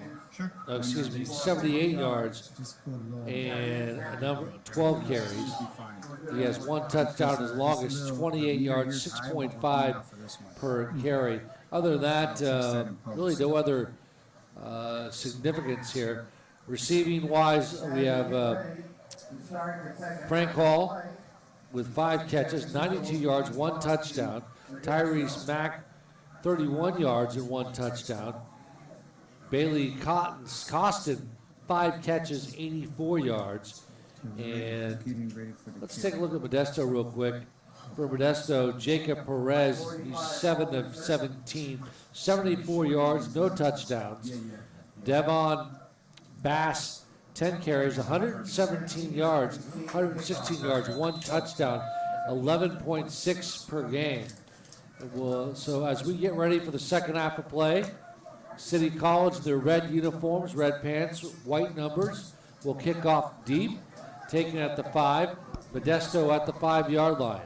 To the 20, 25, Modesto with the white jerseys, white helmets, blue numbers, and blue pants. Along with myself, Mike McDowd, that's who I am. And next to me is Mike Dunn. And joining us in the booth here for the second half is Todd Spencer. And we'll say hello to Todd. Todd, welcome to the booth, my friend. Of course, you've done a few of these games together. And second half of play, we just mentioned, it's really been City College. But, you know this City program, Todd. This is an explosive offense. And, boy, they 28-9. What do you expect in the second half? Well, I expect just more scoring, more good football. I see that the City College has recruited and has got some great players, and it seems like a lot, even my alma mater, a lot of guys from El Cerrito High start to attend City College. Lanique Wilkes, a running back, 5'11", 190, a freshman from El Cerrito High School. I see he's here, as well as Ed Singleton, a linebacker, 6'1", 200, a freshman from El Cerrito. So El Cerrito has a good program, and San Francisco City College has attracted guys like that and from the Bay Area, a lot of guys from Berkeley. I'm very impressed with what I see. Well, all right, of course, you have to mention the El Cerrito guys. I mean, what else is new? So Todd Spencer, in case you don't know Todd, we want to let people know Todd went to El Cerrito High School, then played USC with a guy by the name of Marcus Allen, then played in the National Football League with the Pittsburgh Steelers. So we're going to have his expertise here in the second half along with Mike Dunn. And the clock is not running for some reason, but it's third down. The ball on the 40. Back to pack, Perez. He's got trouble and a sack, a big-time sack by number 3. That is Anthony Porter, the linebacker, 5'10", out of Mission High School, right here in San Francisco. And 4 done. They're out. Yeah, that was a great play by City College linebacker. It seemed like he just shot the gap and didn't give the quarterback opportunity to even set up. So that means that City will stand back. Porter will be at about the 36-yard line. And it's a short punt. It's going to be taken at about the 42-yard line where it's down. And that's where City will take over. 28-9 our score. And, one thing we got to mention, Mike Dunn, is that number 3 ranked in the state of California, the Rams, but their division, the Bay 6, Laney, and number 2 ranked San Mateo City, by far the best conference in the state of California. We'll talk about that in just a second. Once again, the man of the hour, Jack Newman, with Collins in the backfield. 2 wide left, 2 wide right. Looks like we have a false start here. Looks like some movement. False start against City. So quickly, Mike, you know, we talk about the basics. We can elaborate on it a little bit more. But what a tough conference. What a tough conference. It's by far the best junior college conference in California, hands down. I would go as far as to say potentially the country. Yeah, no doubt about it. I don't think there's a better conference in America. Trips right. Love getting a phone call during the broadcast. Ball in the, let's see where they have them placed. 35. Newman scrambles to his right, looks right, has a receiver. It's Hall at about the 46-yard line. And it's good patience right there by Jack Newman. And you saw the pressure coming, so he rolled to his right, and he found his go-to guy, 7-11, I call him, Frank Hall, wide open for the first down. Down to the 45, 46-yard line. 14-yard pickup play, first down. And for some reason, the down markers, the yards to go, is not working. That's happened here at City College before, so it makes our job a little bit more difficult. So 1st and 10 for the Rams. Rams in the red uniform. Red helmets, white numbers. Newman, play action, looks deep, throws deep, has a receiver at the 20, and it is caught by Costin. It was caught by Bailey Costin, and a big pickup play from the 40 all the way down to the 20-yard line, a pickup play of about 40 yards. Great pitch and catch from Jack Newman to Costin. You see, he's starting to establish himself as a slot receiver in this offense and not just a punt returner. Yeah, I mean, he's really just playing with a lot of poise there. The ball marked down at the 17-yard line, so a pickup of 42.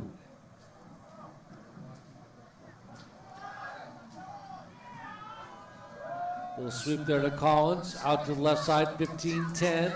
Cross the 10-yard line, down to maybe the 7-yard line.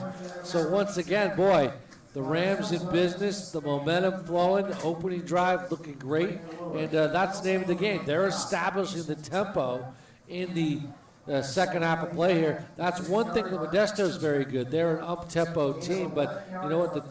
Well, so is City College, let's face it. Also, you see they're getting Jack Newman outside of the pocket, and also they're running outside of the tackles as opposed to going straight up against this Modesto defense. Two wide receivers lined up almost in a slot formation out there. Actually, both right and left. Newman, plenty of time. Across the middle, touchdown, Rams. And it's big number 6. It is Tyrese Mack. The Mack attack is back.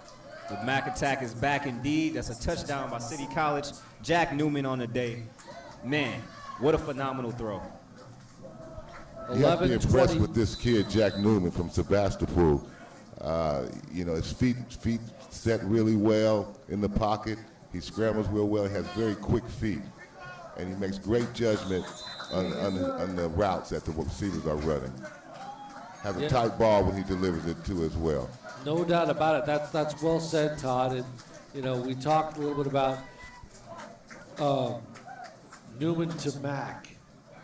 One thing you can say is that one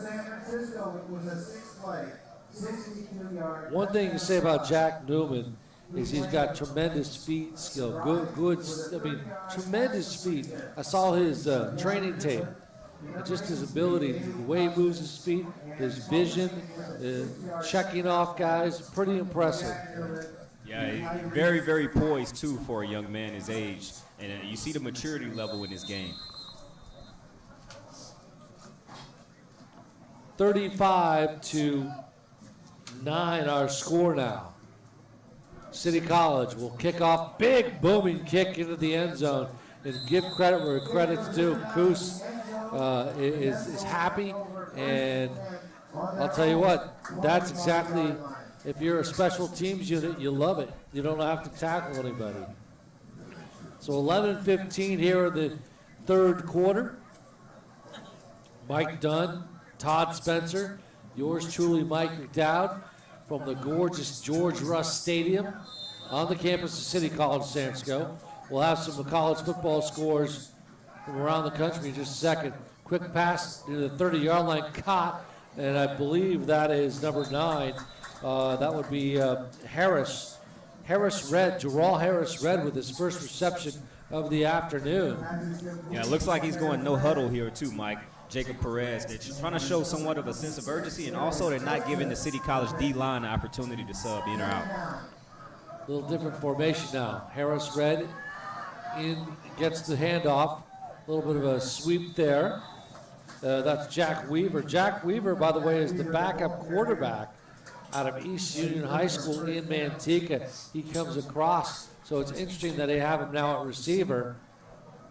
One thing they do like at Modesto is they like versatile players. Perez quickly swings it left, caught at the 40 across the 42-yard line by Imani Kareem. Ball at the 42-yard line, as we just mentioned. And it is second down. Keeper by Perez gets off to the left. He's going to get a first down across the 50-yard line into Rams territory at about the 47-yard line. Yeah, that's the best run of the day for Jacob Perez. You could tell that he's having trouble seeing over the massive defensive line in addition to his offensive line. And so it's a good job for him stepping up into the pocket and getting what he could get with his legs. 10-yard gain. This one's going to be waved off. False start, I think, against the offense. So that'll bring it back. That'll bring the ball back to the 40. Let's see, actually, they're going to mark it back to the 48-yard line. Also with Jacob Perez, he does a lot of his best work outside of the pocket, whether that be on bootlegs or whether that be on quarterback scrambles and extending plays. And City College's defense has had none of that today. They've done a great job of keeping him inside the tackle box, and the defensive ends keeping outside contained and not allowing him to get outside of it. Well, that's one of Perez's trademarks, is his ability to scramble. That's one of the things that Modesto likes about him. In the pocket now, quick on the left side to the far side, and it is caught. It is caught by number 15, Devon Bass, the running back. And Modesto putting together a nice little drive here. This is something that they need to build confidence. Perez straight across. Again, ball called the 40. And another catch, a pickup play by number 80. That is Jose Garcia. That's his second catch. We just called his name. It looks like they're having some success right here, Mike, with the no-huddle offense.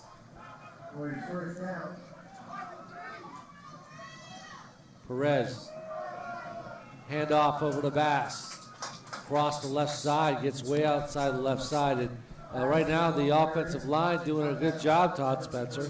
Yeah, I think Modesto can make this a more competitive game if they keep just doing what they're doing. The defense is allowing them to get some balls moving. Perez, he seemed to calm down, and once Perez settles down, he seems to have the ability to make plays, but he needs to get his composure. He needs to settle his team down and take more shots up top as well. Well, and I think this play was just called intended receiver. I believe that's going to possibly be pass interference against the receiver. They're going to move this ball up. Yeah, it also looked like miscommunication as well. Actually holding, so it's holding. Okay. So they're going to bring the ball up to the 15-yard line where the Pirates will have a goal-to-goal situation. Sometimes that's a smart play to make if you know the wide receiver has you beat, to hold him before the ball's in the air and it becomes pass interference. Play action, keeper by Perez. Perez gets some tough movement and a good tackle. Boy, the defensive back did a great job. City College, it was all over the place was Anthony Porter, the kid out of Mission High School, did a very nice job coming across and making things difficult for Perez. Yeah, the last couple plays, if you notice on defense for City College, they put Anthony Porter as the quarterback spy just in case. he gets an opportunity to get outside of the pocket. The one thing they don't want to happen is have Jake Perez outside of the pocket being able to make plays. Devin Bass, the lone back. Hand off to Bass. He's got room. He's going to walk into the end zone. Touchdown, Modesto. Wow, that was not bad. About a 12-yard scamper into the end zone, and he didn't even get touched. Bass. Yeah, it's the second touchdown of the day for Devin Bass. So a lot of their offense has been produced through him running the football today. And maybe, just maybe, they found a recipe for a potential success by going no huddle and not allowing City College to sub their defensive line specifically in and out. It gave the opportunities for the wide receivers to get more extended plays down the field. Bass's Absolutely. third touchdown of the year. Sorry, Todd, go ahead. Absolutely, Mike. It seemed like the coach got and came up with some good play calling, and I like the routes that were ran in the inside as well as the outside with a lot of timing routes. And Perez, he seemed to settle down and get his composure, and they do have a lot of athletes on that side of the ball, and to make this a competitive football game. All right, we'll take a quick timeout. 8:11 remaining in the third period to play. Our score, City 35, Modesto JC 16. Got a good one here at George Rush Stadium. Come on back. More football coming your way.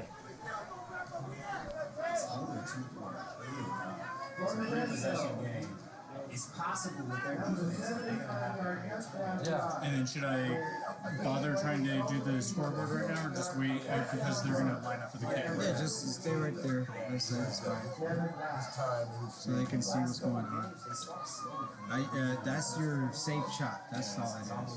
Like you kind of diagnose in the defense, and once you figure it out, then you feed the information to the players, and then it's off to the races. All right. We are back. There we go. Our score 35-16. Pirates will kick from the 35. Nice kick to about the 15, 16-yard line. Taken at the 30. Still on his feet is the 30 is Porter, I believe. We'll double check that. The ball carrier, number 83 for City College, is Costin, and we got to get him. Yeah, he's done a nice game. Bailey Costin. Quickly, some scores around the country. Notre Dame 22, Vanderbilt 17. BYU beating Wisconsin 21-14. Auburn beating LSU 21-10. Mike Dunn shaking his head. Oklahoma State 27, Boise State 14. So we'll talk about those scores in a second. You know, the Todd Spencer's USC Trojans take on Texas tonight. Newman back to pass. Straight across down the field. The intended receiver was Frank Hall. And he just couldn't get it to him, overthrew him. Yeah, sometimes when you see a receiver that wide open, you surprise yourself. And he put a little bit too much mustard on that one, but he had Frank Hall wide open. That potentially could have been a house call if he was able to get his hands on it. Also, you have to be concerned that last play, the hit in which Jack Newman took after he released that ball. Once again, thus far, he's been sacked 6 times, but hurried almost every play. Good point. Ball to 30-yard line. It is second down. Keeper up the cross, straight across, gets nothing. The Pirates front 7 doing a nice job stopping Deshaun Collins. So that'll bring up a third down. And yeah, it's a nice tackle right there by Austin Martins. And similar to what we saw in the first half, after Modesto was able to punch it into the end zone, it gave their defense an energy and a juice, and it enabled them to go out there and get a 3-and-out. And let's see if they can do that again. We'll have a final from down on the farm in a second. Third down. Newman flushes in, has pressure, looking for an intended receiver. They want a flag, and it was for number 85. That is, of course, Costin. They got the flag. I don't know. I mean, it was pretty solid. I thought the defense secondary did a pretty good job, but they're going to say it's holding. Yeah, they're going to call holding on the play. At the last minute, the defensive back, he was able to hook the wide receiver. It didn't impede his ability to catch the ball, but it was just enough for the officials to throw the flag. They actually call that pass interference, huh? Yeah, PI. So that'll bring up a first down. The ball going to be placed on the 40. That would have been a on big... that play, he hooked the wide receiver, but he didn't turn his body, but that hand placement was just enough for the official to throw the flag. In situations like that, the DB has to be more aware of the down and distance and not to impede on the offensive player at that time. You're listening to the legendary voice, Todd Spencer, a guy that I know who happens to be a good friend. Hand off to who else? Collins. Collins spins, gets some movement down to about the 45-yard line, and a positive gain there. That'll bring up a second and a few here. Let's see how the Modesto defense responds after that penalty, in which they thought they were getting off the field, because their offense, I think they found the recipe to potentially move the ball, and so it's up to the defense to try to get the ball back to them at this point. 45-yard line, the ball placed. Handoff up to Collins. Collins gets a few. That'll bring up a third down and, I believe, long. You know, Mike, this is the opportunity for the defense, for somebody on that side of the ball to make a play, to go after the ball, to rip the ball and give opportunity to make a fumble and to change the momentum in their favor. But it's an opportunity right now for one of these guys on the defensive side of the ball to come up with a big play. Kendall Robinson Jr. on the far left, the wide receiver. Other than that, we have trips right. Newman poised, has a receiver, dropped. We had it at the 45-yard line, and it was Frank Hall. Frank Hall had it, dropped it, and that's going to bring up a fourth down punting situation. Yeah, that's one of those situations where you come in across the middle on a slant and you know you're going to take a hit. And so he ended up dropping the ball prior to the defender. You know, it's very interesting. That's a big defensive stop for the Pirates, because let's see what they can do on offense. That could be they're down by a couple scores, but boy, once if they can score again, they could be right back in this ball game. Yes, we have a football game on our hands. That could be a huge momentum shift. Great punt. It's going to go all the way down to the 1-yard line. They get it. Wow. Down by that is a fabulous punt. That ball was at the punted at about the 20. That's about a 80-yard punt. Yeah, phenomenal punt coverage by number 31 Wilkins out of El Cerrito High School. He was able to judge. He's good at judging the ball in that situation, and now he gives the defense a great opportunity to make a play. A fabulous play. The ball at the 1-yard line. That was about a 76-yard punt. Best punt of this season. Timeout, flag on the play. Looks like we could have some movement. Penalty marker is down. The officials, here's the referee. False start against I want to call him Pittsburgh Pirates. It was Amani Kareem, the wide receiver. So that takes it back to the half-inch yard line. You know, one thing in football, you got to have a good IQ, and that was a good football IQ for Mr. Wilkes to down the ball inside the 1. You're being very kind. I thought you were going to say something else, but yes. Back to pass, Perez lobes one up, almost picked off. Great defensive pressure by number 25 for City College, and that, of course, is Derek Langford. Langford, 6'3", has some height out of El Cerrito High School, and Langford got some power on that ball. Yeah, you don't see them throw it at Langford very often, so he's very technically sound as a defensive back, and so it's rare that he actually gets work throughout the course of the game. And the thing is, Perez throws the first down in the end zone, and so that's a risky play. Second down, Perez hands off. Oh, do they get out? Oh, is it going to be a safety? They're trying to say safety, but they don't. Maybe barely get across the line. Yeah, Mike. it looks like the officials are marking him at the 1 yard line. That last little surge was enough to get him out of the end zone and avoid a safety. Devin Bass didn't get much there. This is a dangerous situation right here because any penalty will be an automatic safety on this play. So if you're offensive lineman for Modesto, it's imperative that you ensure that you do not go outside of the numbers of the defensive lineman as you block them. All the offensive linemen for Modesto over 300 pounds. Big. That's a big line. That's a Division I line. That's as big as you get. Play action quickly. Caught by Bass. Comes out of the backfield, the 10. And he's brought down by a host of Rams.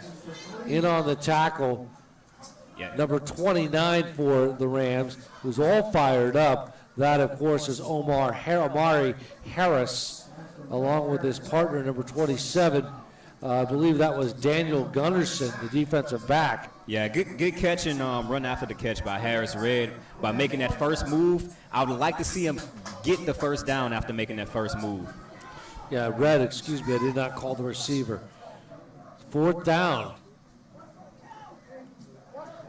They're not gonna possibly go for it in 4th down, are they? They're trying to call them offsides. Yeah, they were trying to draw City College offsides on that play, but what's interesting, they never went hard count. They never went hard count on that play. No. So we'll take a timeout on the field. 3:35 in the third quarter. Our score, Rams 35, Modesto JC 16. You're watching City College football on Facebook Live. Jack Weaver will be the punter for Modesto. Weaver fakes it. He's going to keep it himself. I don't know why in the world he tried to do that, but that did not work at all. And that's about as, I mean, look at it. If it works, you're brilliant. Boy, that is as risky a play as I've ever seen. Todd Spencer is got, let Todd comment. Todd can't believe That's it. a horrible call. I mean, you know, you're down against, your back is against the wall. You're in your own, you're close to your own end zone. If we had a camera on Todd, you would see his mouth. I just can't believe that call. I mean, let's play football, guys, and let's give the program opportunity to score. Punt the football. You're at the 5-6 yard line and you fake a punt. Yeah, definitely push the defense in a disadvantage. Who's played well all game, even though the score doesn't show it. Newman hit off the Collins left side, gets out around to the 10 to the 5. And boy, after potentially building some momentum, they're going to put themselves in a deep hole because, the way City's been playing, they're going to keep on scoring. Yeah, on that potential fake punt, I wonder, was that an option route? Did he have an option to run it or pass it or punt it? And did he make the decision to try to make a play potentially? 2nd and goal on the 6 yard line. Hand off to Collins, straight up. Boy, Pirates do a great job and surge, get up there big time. Tackled by number 34. That would be number Jack Veneku, and also number 34 for the, which is on our depth chart. That's Antonio Puel. And boy, they did a very nice job getting them across there. You know, Mike, we all want to know who called that play. Who called that play? You have to take it up with the blue and white team over there. Well, we want to I'm the Rams guy. I'm rooting for Red. Big Red. Newman floats nice one up. fade. Got it. The intended receiver off the left side, left corner. And it was a nice defended ball, too, by number 21. Intended receiver was number 8, Christian Willis. Defended by number 21, Jordan. And that's DeJuan Jordan, the defensive back out of Elliott and Oakland High School. Elliott High School in Oakland. Looks like we have a flag on the play. I'll tell you what, if Modesto can allow just 3 points, you got to give a little bit of a victory to Modesto, because that's one of the, I think I don't know, if this was on national television, the tweeter feeds would be going right and left. The Facebook would be flying off the handle. What did they do that for? You got somebody's dad going crazy on Facebook right now. Listen to this podcast. I'm Mike McDowell along with Mike Dunn and my friend Todd Spencer joining us here as City College in command. City College did not offset penalty, so the ball remained on the 12-yard line. City College started off the game rough with an opening kickoff fumble. Modesto had a chance to really make some noise. And at times, like I said, they certainly have gotten to Newman. Sacked him 6 times, it'd be 7 overall. 3rd down on the 12. 3rd and long. Newman barking out signals. Collins. And there's a timeout on the field. Jimmy Collins is going to walk over to his team and tell them, hey, we got to get this together now. 2:21 left in the 3rd. Our score: City College of San Francisco 35, Modesto JC 16. Stick around, more Rams football on Facebook Live. All right, we are back in action here. 2:21 here in the 3rd. Our score 35-16. 3rd down. Jake Newman has trips right. Collins in the backfield. Newman rolls right, looks, throws it out as a receiver at the 2, the 3, almost. The 1st down is good. It's definitely a 1st down. And we've got Jack Newman is getting up very slow, took a hard hit on that play. But the reception, Frank Hall, but Newman, I think Newman's okay. Certainly you don't want to have him City injured. College is going to go for it on 4th down. Frank Hall came up 1 yard short of scoring a touchdown on that play. Yeah, I thought they got the 1st down, but I know that would be a touchdown. Looks like a timeout by Jimmy Collins. Well, we'll keep it right here. So, I mean, obviously, momentum is going into City's way right now. What do you, I mean, 4th down, it's really not much. It's not a risk. I mean, it's not like you're 4th down and you're in your 4-yard line and you're faking a punt. Yeah, it's not a risk. It's not a risk at all, because if you don't get this in your City College, at the end of the day, your defense is going to take over on the 1-yard line. Yeah. And from what we've seen thus far throughout the course of this game, Modesto Junior College has really struggled moving the football against this front 4 of City College. And Todd, real quickly, what do you think? Just give it to the big number 10, Deshaun Collins for City, and let him do his thing? Give him the big number 10, let him pound in there, let that offensive line, and everybody end up in the end zone together. How about that? Or just do a quarterback sneak. Yeah, exactly. And finish it. But or we could put you in some pads and get out there, and you could do your thing. Oh yeah, we go right over the top. The 22 blocks. You scored a few touchdowns in your day. All right, so Collins the lone back, but I like what Todd says. I expect a quarterback keeper here. That's exactly what they do. I don't think they're going to get it, though. I think Modesto stopped him. Yes, did not get the surge. A big play, Mike Dunn. Turnover on downs. That Modesto Pirates defensive line just made a statement right there. They just made a statement against the City College offensive line. That, you know what? We can look back at this moment and say, wow. I mean, first of all, the surge was just not there. Jack Newman just had none. His legs were not pumping. He couldn't get him going. Yes, so throughout the course of this game, we've seen that defensive line be the heart and soul of this Modesto Perez team. deep throws it, almost picked off, and all over the ball was number 21 for City College. That, of course, is Isaiah Avery, who we're calling his name for the first time today. Isaiah almost had that thing, and that would have been a pick 6. You know, Mike, that's the beauty of football right there. 4th down. If you score, if not, the ball's turned over to the other side. You know, that's the beauty of football. Halleck is the center for pitch in the end zone. Another risky play, and it was the pitch for Devin Bass.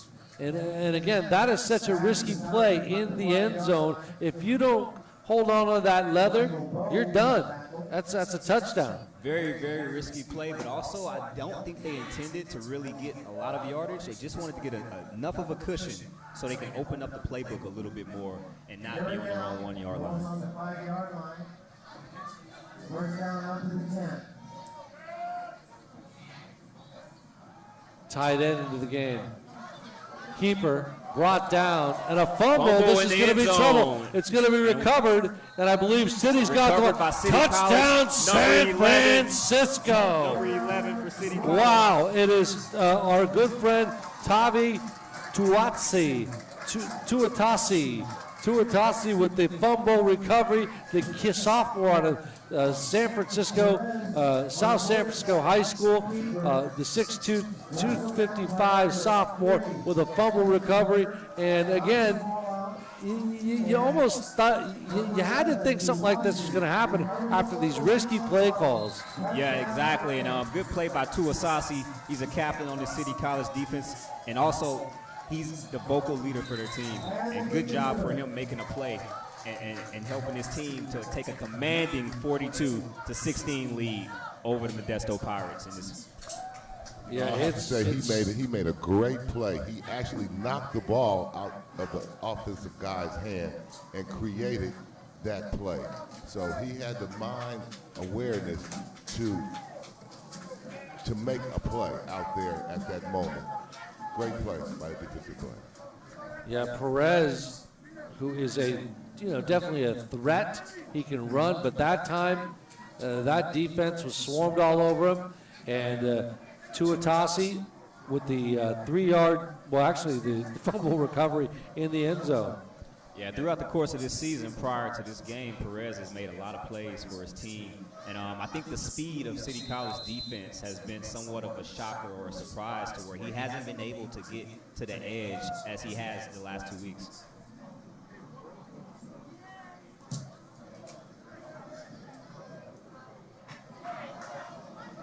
.42, our big kickoff return there. 42-16 now. And, well, with a minute left in the third, I got to say, it's kind of the same old song and dance here at George Rush Stadium. It's pretty tough for an opponent to come into this place and play this unbelievably heralded program. Exactly. It's all about the team having a good football IQ and being able to be aware of situations that are thrown at them. Quick slant pass out the left side, caught at the 30 by number 6 for, that would be Amani Kareem, the wide receiver for, and he's brought down by, looks like number 29, Ronald Ragland out of Oakland, California, Fremont High School on the top. Another handoff, this time to the wide little sweep there to the left. Who else? Bass with the ball. And Bass is the workhorse. They give him the ball pretty much 90% of the time. Yeah, he's the only offensive player that's had success thus far throughout the course of the game. And let's see what they do right here going no huddle. Quarterback keeper picks up a few on the third down. First down by Perez. Well, they need to give the running back an opportunity to run, to get some screen passes, maybe some draws, or even line up in the I formation. I see that they're trying to get him loose out here, but they just can't get the kid free enough to make those long runs. I don't know if he has the speed actually to run past the defense, but he makes good moves. Give him opportunity to run some screen passes. Well, listen, that'll end the third period of play, third quarter of play. Our score on the campus of City College of San Francisco, City 42, Modesto JC 16. You're watching Rams football right here on Facebook Live. Teams switch the field now. Modesto in the south end zone, south part of the field. City College will defend the north. And this is free. Oh, really? Modesto with the white uniforms, white helmets, blue numbers, blue pants. City all red helmets, white numbers. You know who they are, Big Red, going big time. against this Pittsburgh team. I want to say Pittsburgh because I call the Pirates. Modesto. Ball at the 37-yard line. The clock stopped, but it is a first down for Modesto. First and 10. First and 10 at the 37-yard line for the Pirates. Stanford would win over UC Davis on the farm today, only to score 30-10. Davis played it tough early on. Little screen pass there, looking for the screen to no avail. Was Perez looking for that screen. The Rams defense read that very well. Yeah, they trying to get him with a little misdirection play where you saw he faked it to the right and he tried to come back to the weak side with the screen, but it just wasn't there. Yeah, not at all. They were coming over to the near side. That brings them second and 10. A chilly afternoon here in San Francisco. Winds almost 20 miles per hour. Back to pass Perez. He's got a receiver straight across. Ball popped in the air. Nearly picked off at midfield by number 37 for San Francisco. And that is Drayon Toby, I believe. And see, Mike, that's when I say make a play. That was 2 plays in one. The receiver should have caught the pass, and the DB should have made an interception. So, make the play out there when you get the opportunity right there. That ball shouldn't have touched the turf. It was Daniel Gunnarsson, actually, I believe.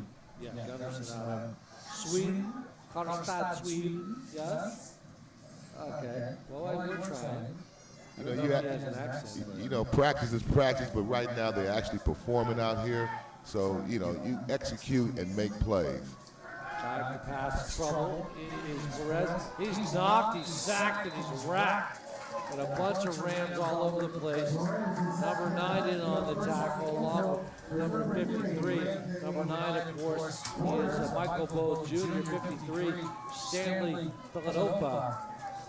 Yeah, I'm interested on that play because it seemed like the offensive line released. So I'm assuming that was a screen play because you had too many offensive linemen that released on that play. And whenever you have all 4 defensive linemen get to your quarterback, that's not pressure. That's usually a play that went wrong. Punting from the 15, taking it near the 40, 25-yard punt. A little bit of a run there. Still across midfield near the 45-yard line. And that was a 26-yard punt. That, of course, was Jalen Ware. We haven't called his name at all today. At Jefferson High School in Daly City, just down the road. Yeah, it looks like we have a flag on the play, most likely for a block in the back.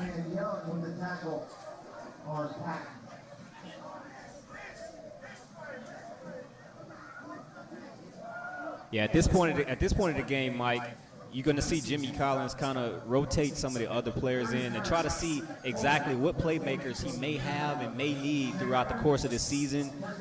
As we all know, the season could potentially be unpredictable. You never know what injuries are going to come up, or also what guys are gamers. Some guys are practice guys, and some guys are gamers. And moments like this is where you find out who can play or when their number's called. Well, there was the guy that talked a little bit about practice in the association. His name's Iverson. And he'd always say, practice. We're talking about practice. Well, practice is great, but you know what? Game time is game time. Game time is game time. There's some guys that are gamers, and there's some guys that are practice guys, but specifically in the sport of football, you practice how you play.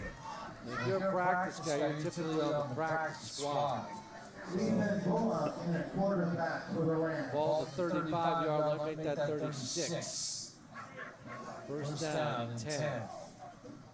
Botch snap, they're in trouble. Looks like Modesto's going to come up with the fumble. They're going to take it possibly in the end zone down to the 8-yard line. A bad snap from the center, and I believe that was the center Stellini to Newman, and Newman lost the ball. Yeah, that was Ethan Bullock. This is our first quarterback change of the game, to where Jimmy Collins is kind of starting to rotate some of the other players in, and so you're gonna have little miscommunication situations like this because you have a group of guys in there that's not really comfortable playing with one another in some cases. And so yeah, that was the first play right there, opening drive for quarterback Ethan Bullock out of Winter Park, Orlando, Florida. And so I wasn't paying attention. No, that was right. It was Ethan Bullock. And Bullock, first time we called his name today. 6'4", 215-pound freshman out of Winter Park High in Orlando, Florida. So we've got the Florida connection working there. But that's definitely not the way you want to come into a game. That's not the way you want to start the game, and it could potentially be some nerves when you first getting in, and you're getting in cold off the bench too. Well, you know what that's called? That's called a break for Modesto, and you know they'll take what they can get at this point. It reminded me of that back in the day, the Oakland Raiders against Miami when Dave Casper just fumbled and the ball just kept moving and moving and moving until one of the guys picked it up. Cameron Cherry, the new back, with a pickup across the middle for about 2 or 3 on the play, and the tackle for Stephen Gary with the ball for 20. Also, I'm not sure if this is the first sign of the white flag, but Modesto Junior College has made a quarterback change as well. They put in backup quarterback Jack Weaver now. Weaver throws light, and he's got the receiver down the 5-yard line, number 41. So that would be Hoka Kakua. And yes, he's from Modesto, Downey High School. Yeah, Jack Weaver into the game for Modesto. Jack Weaver, a 180-pound sophomore out of East Union High School in Manteca. Yeah, it looks like they've went back to Jacob Perez in the middle of the drive. So now it's third down with Jacob Perez and Devin Bass back in the game. Keeper by Perez, and he's going to get the first down. So a little bit of a mix-up just to throw things off a bit. And then Bass was out. They brought in a new running back. Bass and Perez remain back in. That should be, well, I'm going to say it's 4th down. 4th and short. Guys, I see no plays to the tight end at all. And the tight end is a big guy. Around here, you can utilize the tight end's size to get into the end zone. So 4th and goal. Just need an inch for a first down. Quickly, Perez, keeper in trouble. He's sacked and brought down. And the sack by number 11. That, of course, is our good buddy, Tuatasi, who recovered the fumble, and boy, oh boy, City College takes over. Tuatasi once again making a play, third down, making a play for his team right there. 12:06 remaining in the ball game, 42-16. It has been all City College this afternoon, to tell you the truth. Also interesting, Jimmy Collins goes back to Jack Newman. He goes back to Jack Newman after the last center quarterback exchange went false. Yep, I think, he just wants to have consistency. I think, I don't know what the thought process is there. Do you bring him back in eventually? You let him think about it? Hey, we got to protect. I mean, first of all, it's a bad exchange. It's bad on the center's part and the quarterback not really fully paying attention to that ball. Yeah, the way I see it, I would rotate my running backs in and out as opposed to my quarterback. I would let my quarterback finish the game, which it seems as though he may do now with Jack Newman. But I would not have Deshaun Collins in the game taking punishment that's unnecessary. This game is handled for the most part. Yeah, Collins, a run there just off the left side, nothing. 3rd down and 6. Fortunately, the clock is, it was Wilkes actually. I see that Isaiah Avery checks back in as one of the receivers. He replaces Bailey Costin. 3rd and 8. Look for a quick screen right here. Two wide receivers right and two left. One lone backfield. Back to back Newman. Newman's got pressure. He's got a receiver. First down for the Rams at the 25-yard line. And it is caught. All over the place is number 6 for the Rams. That is Tyrese Mack. That's maybe the third time we've seen that formation. And in that situation, we've seen him throw bubble screens and a good adjustment for the receivers running the routes down the field on that play. Newman had great pocket awareness at that time. He just stood in the pocket, and a guy came across him, and he stood in there and like Ben Roethlisberger and threw a strike to the wide receiver. So first and 10 on the 26, and first down for the Rams. 4 linebackers for Modesto, 4 down linemen. 3 looks like. Quick pass out for the Rams. That's of course our guy. Yeah, Christian Willis. And Willis is a guy that we've called once or twice today for City College. Jordan with the stop on Willis. And Mike Dunn said just a few minutes ago, looks like Jack Newman remains in the quarterback. Yeah, they're running a lot of plays to get the ball out of his hands, though, just to avoid him having to take any more hits or punishment throughout the course of this game. Newman has played so poised all day long. Collins, run to the left, doesn't do anything on it, really. During the first half, Newman has well over, probably close to 400 yards. He had 257 in the first half and 3 touchdowns. So he's, what can you say? You go with the hot hand. Yeah, it's been really amazing to watch how poised he's been despite the pressure in which he's been under throughout the course of this game. 3rd and long, 3rd and 9 to be precise, the 27. Newman in the shotgun. Rolls right, looks downfield, still looking, has a receiver, caught at the 40. And it steps out of bounds for the first down, and that is Tyrese Mack. Mack with the first down in the game there. You know, I just want to say the running back Collins, what makes him so great is that he has a vision and the athletic ability to bounce plays outside, but also limits him to attack the defense at times. So he loses yard at different moments. Ball 39 Collins, straight in the middle, but he is met by a bunch of Pirates around the field, in particular number 34 for Modesto. That is Antonio Pure, who called his name a couple times today, on the tackle, along with number 42, Xavier Lewis, the linebacker.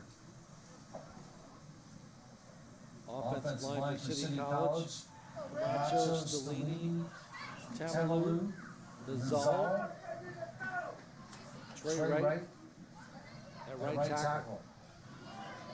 Good handoff to Collins up the middle. He gets big movement there. Offensive line did a good job, but nearly a gain of, let's see what they call it, 7. 32, get 8 on the play. Yeah, you see the City College offense methodically moving the ball. No sense of urgency, no need to.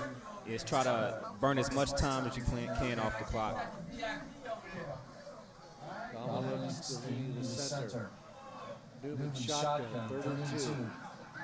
Could keep it himself. Throws left, has a receiver. First down, 40, 45, 30. He's going to go into the end zone. Touchdown, San Francisco. Man, oh man. It is caught by Tyrese Mack. Mack attack. Second touchdown of the afternoon. That was a 47-yard touchdown reception. You have to love the patience of Jack Newman. Yes, he could have ran for 5 yards on that play, but no, he kept his eyes downfield and was focused on the defense, reading the defense, and made a great throw to Mac right there on the play, and Mac did the rest by making the defender miss up the sideline, tightrope in the sideline for a touchdown. A tremendous pitch and catch from quarterback to receiver. Great job. Great speed by the wide receiver. Great awareness by the quarterback.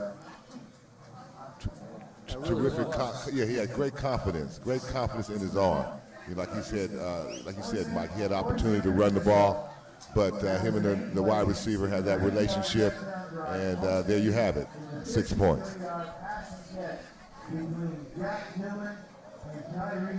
So Newman is back, 47-yard touchdown pass, and I'll tell you what, it's now 49-16, and well, I gotta be honest with you, I've seen this before here, City.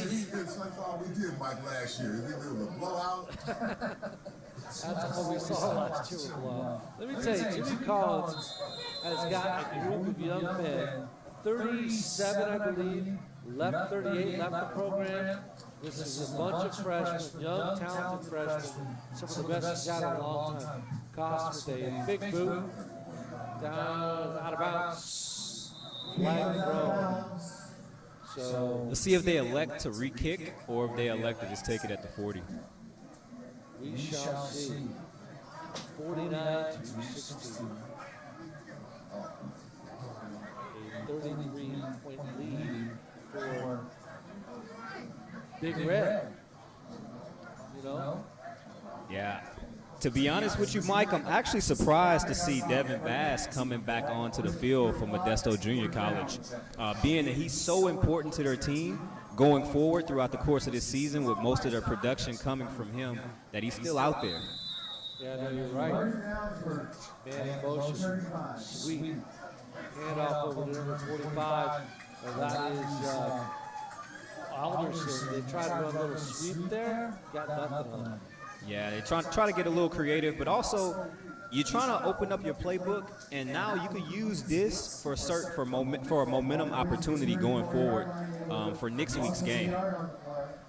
Roy Hansen, the tight end, number 85, 6'5", 250.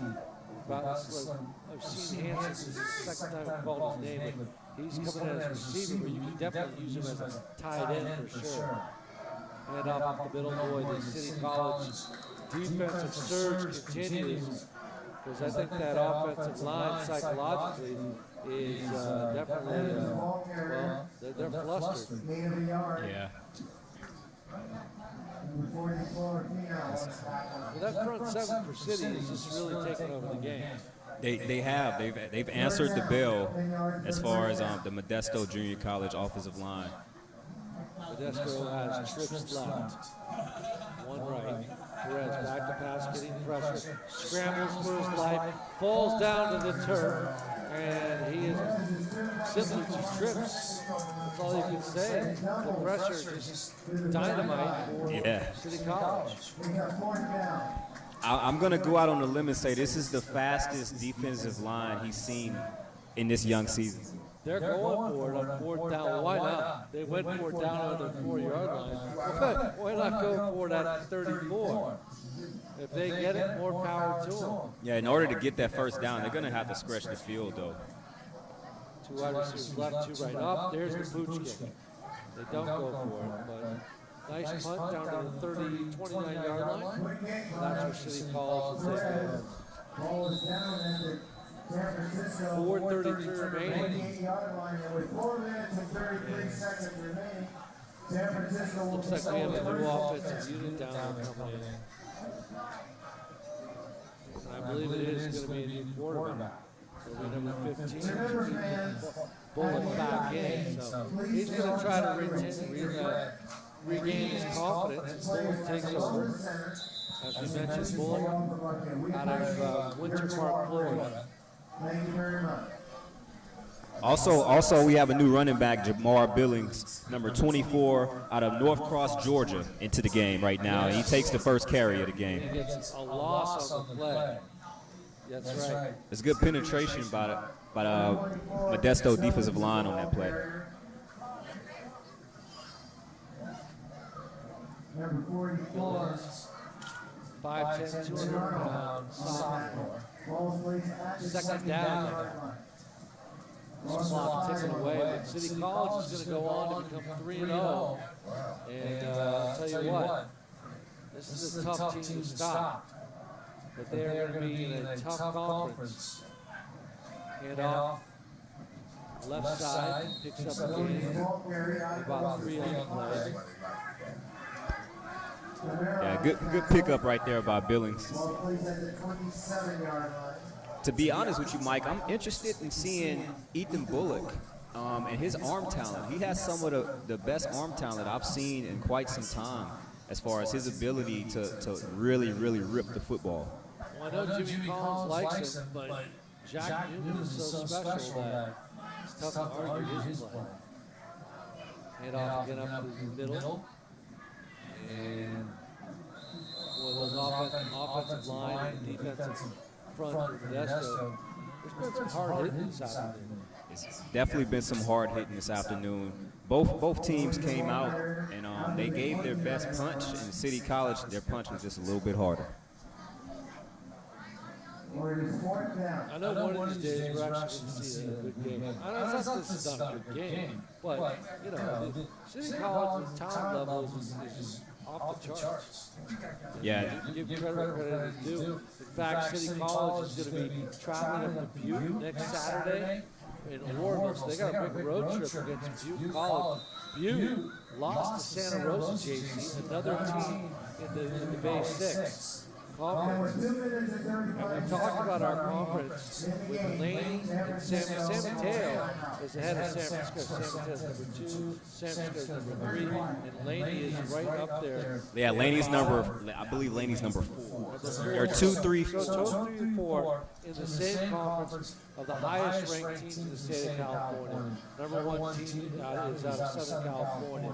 And I believe it's Fullerton. Fullerton is number 1.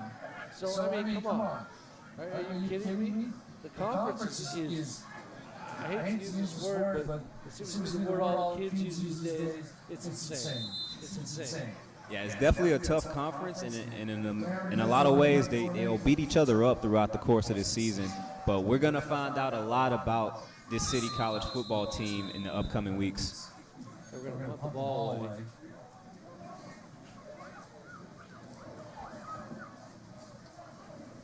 You know, new quarterback comes in, and he's a new running back, and they don't quite have the momentum going or the reps going, so it's hard to keep it going. But I feel like it's very important, though, when you have opportunities like this to get some of your younger guys or some of your inexperienced guys out there, because you never know exactly who you're going to need throughout the course of this season. And there are going to be some unsung heroes in order to go out this season and potentially compete and win a championship. Kane Rogers received the ball punted down to the 45-yard line, about a 36-yard punt. Punt is down. And that's where Modesto will take over with 2:22 left in the game. Todd Spencer joined us. And Todd, man, what have you liked? What have the City College? It's just, I mean, both sides of the ball, very impressive. Very impressive. And these kids, they play their heart out today. And I just want to say, you know, being involved with football is so special. And it's so special for these kids and for the future of football and the future of our country. You know, it's so inspiring. You become a role model immediately as you start participating. You know, you take on the responsibilities of what it endeavors to you. And these guys put in some hard work. They work hard all week to come out, and they travel, and I'm quite sure their parents put a lot of hours into their athletic achievements. And you know, so it's academics as well, you know, and the outcome is a great person. So you know, this is what you get: the great camaraderie with the players and with people, and these guys become directors and CEOs and supervisors, and because they know what team means, they know how to be a team leader. So you know, I think all around the board, this is a great game, and it's a great opportunity for all these kids Not so well said, because these kids, they're kids, young men, they work at this. Not only do they go to school, but then they play football, which is very time consuming. So it's a full-time job, really. And, you know, they're not, it's not Division I football. You're not getting a lot of scholarship money or anything like that. These kids have their heart in playing a great game of football. They use what I used to use. San Francisco This is a Beamer computer. is going to go on to 3-0. 3-0 is another boost kick there. And it really, you felt like there were some times in this game where Modesto might have had some momentum first. Certainly defensively, they got to Jack Newman. And Newman was flustered, but not really, because this guy was dynamite on the field. Yeah, you have to appreciate just he's so poised beyond his years to not be affected by the constant pressure that he was under throughout the course of this game, and he was sacked, I believe, 7 times, and still to be able to hang in the pocket, go through his progressions, and get the ball out to the right receivers in the right situations. Well, I think one thing that Todd Spencer didn't know about Jack Newman. Jack Newman in high school, 4,488 yards, 55 touchdowns, 5 interceptions in his entire career, and a 70% completion ratio. You tell me how this guy got away from some of these Division I schools. Now, he did grow 2 inches. Yeah, now I think that's his only hit. That's the only thing I've seen. The kid from Sebastopol can play downright play some football to me. But I think the only knock on him was probably his height at quarterback. Yeah, and hey, his Joe size. Montana wasn't that tall. Absolutely. Pat Hayden, yeah. I mean, the guy has good feet, you know, to be able to set up lanes, and you see he has so much confidence in his arm that he elects to throw, then run. You know, I mean, that was obvious as a couple of plays that we've seen. So, you know, big ups to the guy, and I look forward to seeing him in the future and playing some ball on national TV. Well, it's going to be academic in the books. City College of San Francisco is going to improve to 3-0. Both teams already on the field. And the clock hasn't ticked down yet. Our final from the gorgeous campus of City College of San Francisco. City, 49. Modesto, JC 16. The Rams remain undefeated overall. And this is a force going up to Oroville at Butte College. Aaron Rodgers' old school, by the way. But this is going to be a challenge on the road for City, but the way that they're playing right now, I don't know. The league is going to be the big challenge. The league is going to be the large challenge, and also their next home game will be against number 4 ranked Laney. So that game's a couple weeks out, but that's definitely going to be a big showdown for this conference. No doubt about it. And, you know, the final 49-16. Again, City College is just, they're just putting on shows, and that's the only way to really articulate it. Their first game against Sierra, they won by a score of 56-13. Then they go on the road to Sacramento, 37-29 last week. 4 fumbles that game. They still came back to 1. But you just see how talented Jimmy Collins' football team is. They are solid. They are good. They're young. They're hungry. They work hard. They're playing with discipline. I know Coach Collins says he's so pleased with the way this team is looking early on here. And today, they took it to a, you know, I think Modesto's going to be a pretty decent team when it's all said and done. I believe so. I believe they're going to have a good year. I believe they're going to have a winning record and potentially get a bowl berth as their season progressed. They were just outmatched today and overmanned. And for City College, you have to love the chemistry that's starting to develop, not just with Frank Hall, but with the other receivers as well, with Jack Newman. Yeah, and you know, Modesto, I didn't mention they're members of the Valley Conference, so that's not a bad conference itself. But, you know, I'm hoping we can get some final stats. I don't know if we're going to get final stats. Are we going to get final stats? We're going to work on it. We'll just keep it here and talk to them. But let's talk a little bit about really the guy if we had to find a couple of MVPs from the offensive side, we had Jake Newman with 4 touchdowns again. So another Newman performance. Bass with a couple of touchdowns, I believe. Is that correct? Yeah, Bass for Modesto Junior College. You know, he had a couple good runs. The one big one in which he broke for a touchdown. But overall, it was a great, efficient game for City College. I mean, of course, Deshaun Collins, another stellar time at holding on the ball, running the ball.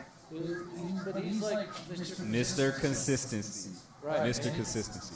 And also another guy that showed up, I thought did a really good job today, was Tyrese Mack. He had 2 touchdowns for City College, and he was another guy. It was very well balanced. It wasn't one guy, and that's football. You got to have that balance. Also, once Modesto's defensive coaches started to cue in on Frank Hall, that's when Mack stepped up, and he took advantage of his opportunities as they created. Well, we're going to take a look at some of those stats. Thank you very much. And let's take a look at the individual stats. We'll take a look at the team stats. Interesting. Okay, so we'll take a look at as we face the camera here, and we'll take a look at some of those stats. But here we go. Jack Newman, he was 23 of 30, no interceptions, almost 400 yards. Oh, I messed up. 5 touchdowns. 5 touchdowns. 5 touchdowns. So 7 and 5, 12 touchdowns overall. And he was sacked 6 times. Deshaun Collins, let's take a look at him. 23, 112 yards gained, but with 101 net, so 1 touchdown, and he was very good. Very consistent game. But the one thing that stands out to me in this game specifically, if you look at how Jack Newman spread the ball out, not to just one guy, but he had 3 receivers with over 100 yards. And again, I was remiss, and if I make a mistake, I'm going to tell you I made a mistake.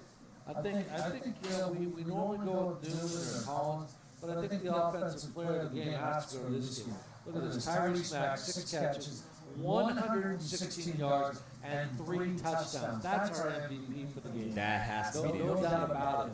And then, of course, Frank Hall had a touchdown, also 114 yards. And look at this. Bailey Costin, 113 yards and 1 touchdown. So, I mean, you look at this and you can see where this team shined today.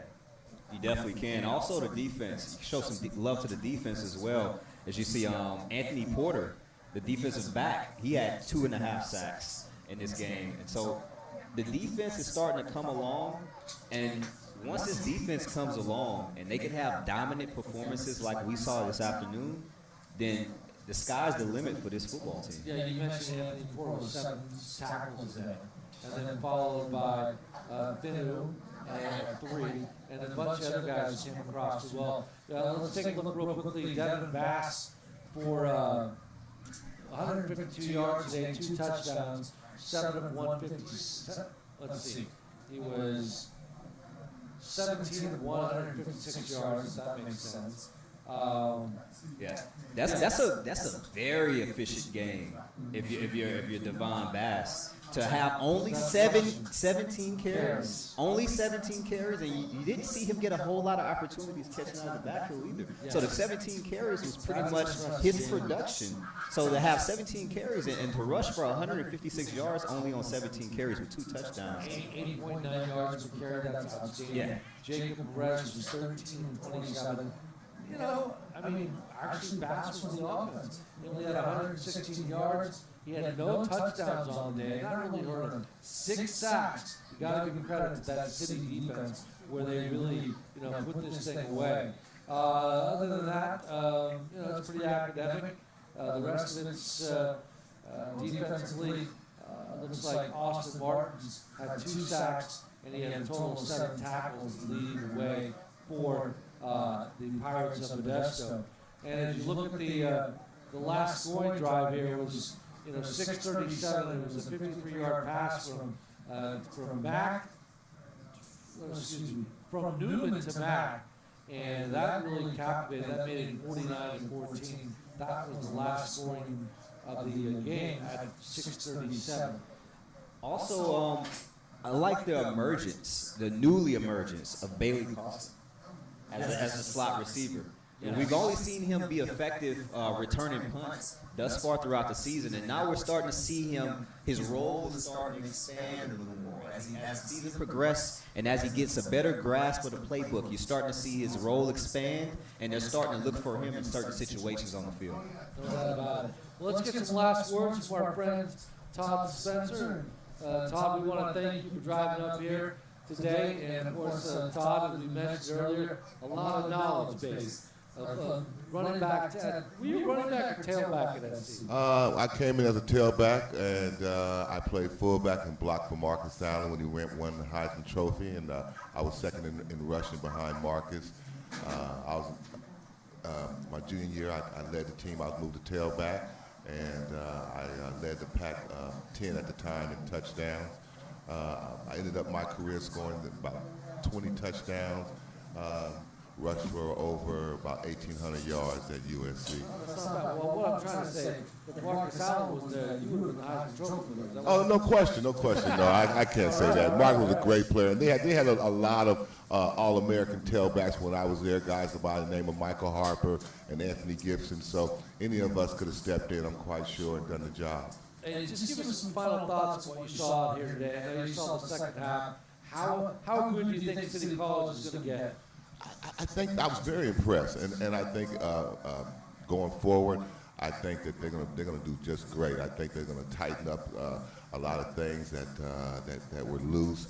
The defense probably can step up and improve the line as well. Probably get a little bit more continuity with the line. I would like to see a little more passing with a little more action with the tight end. But they seem to have the nucleus to have a great team this year and to do well. So I look forward to seeing some more games and seeing the quarterback and receiver hook up and the running backs and the defense just playing out like they did, just flat out crazy today. All right, Todd Spencer, my good buddy, thank you for coming up here today. And Mike Dunn, your final thoughts, and then we're going to wrap it up and say goodbye.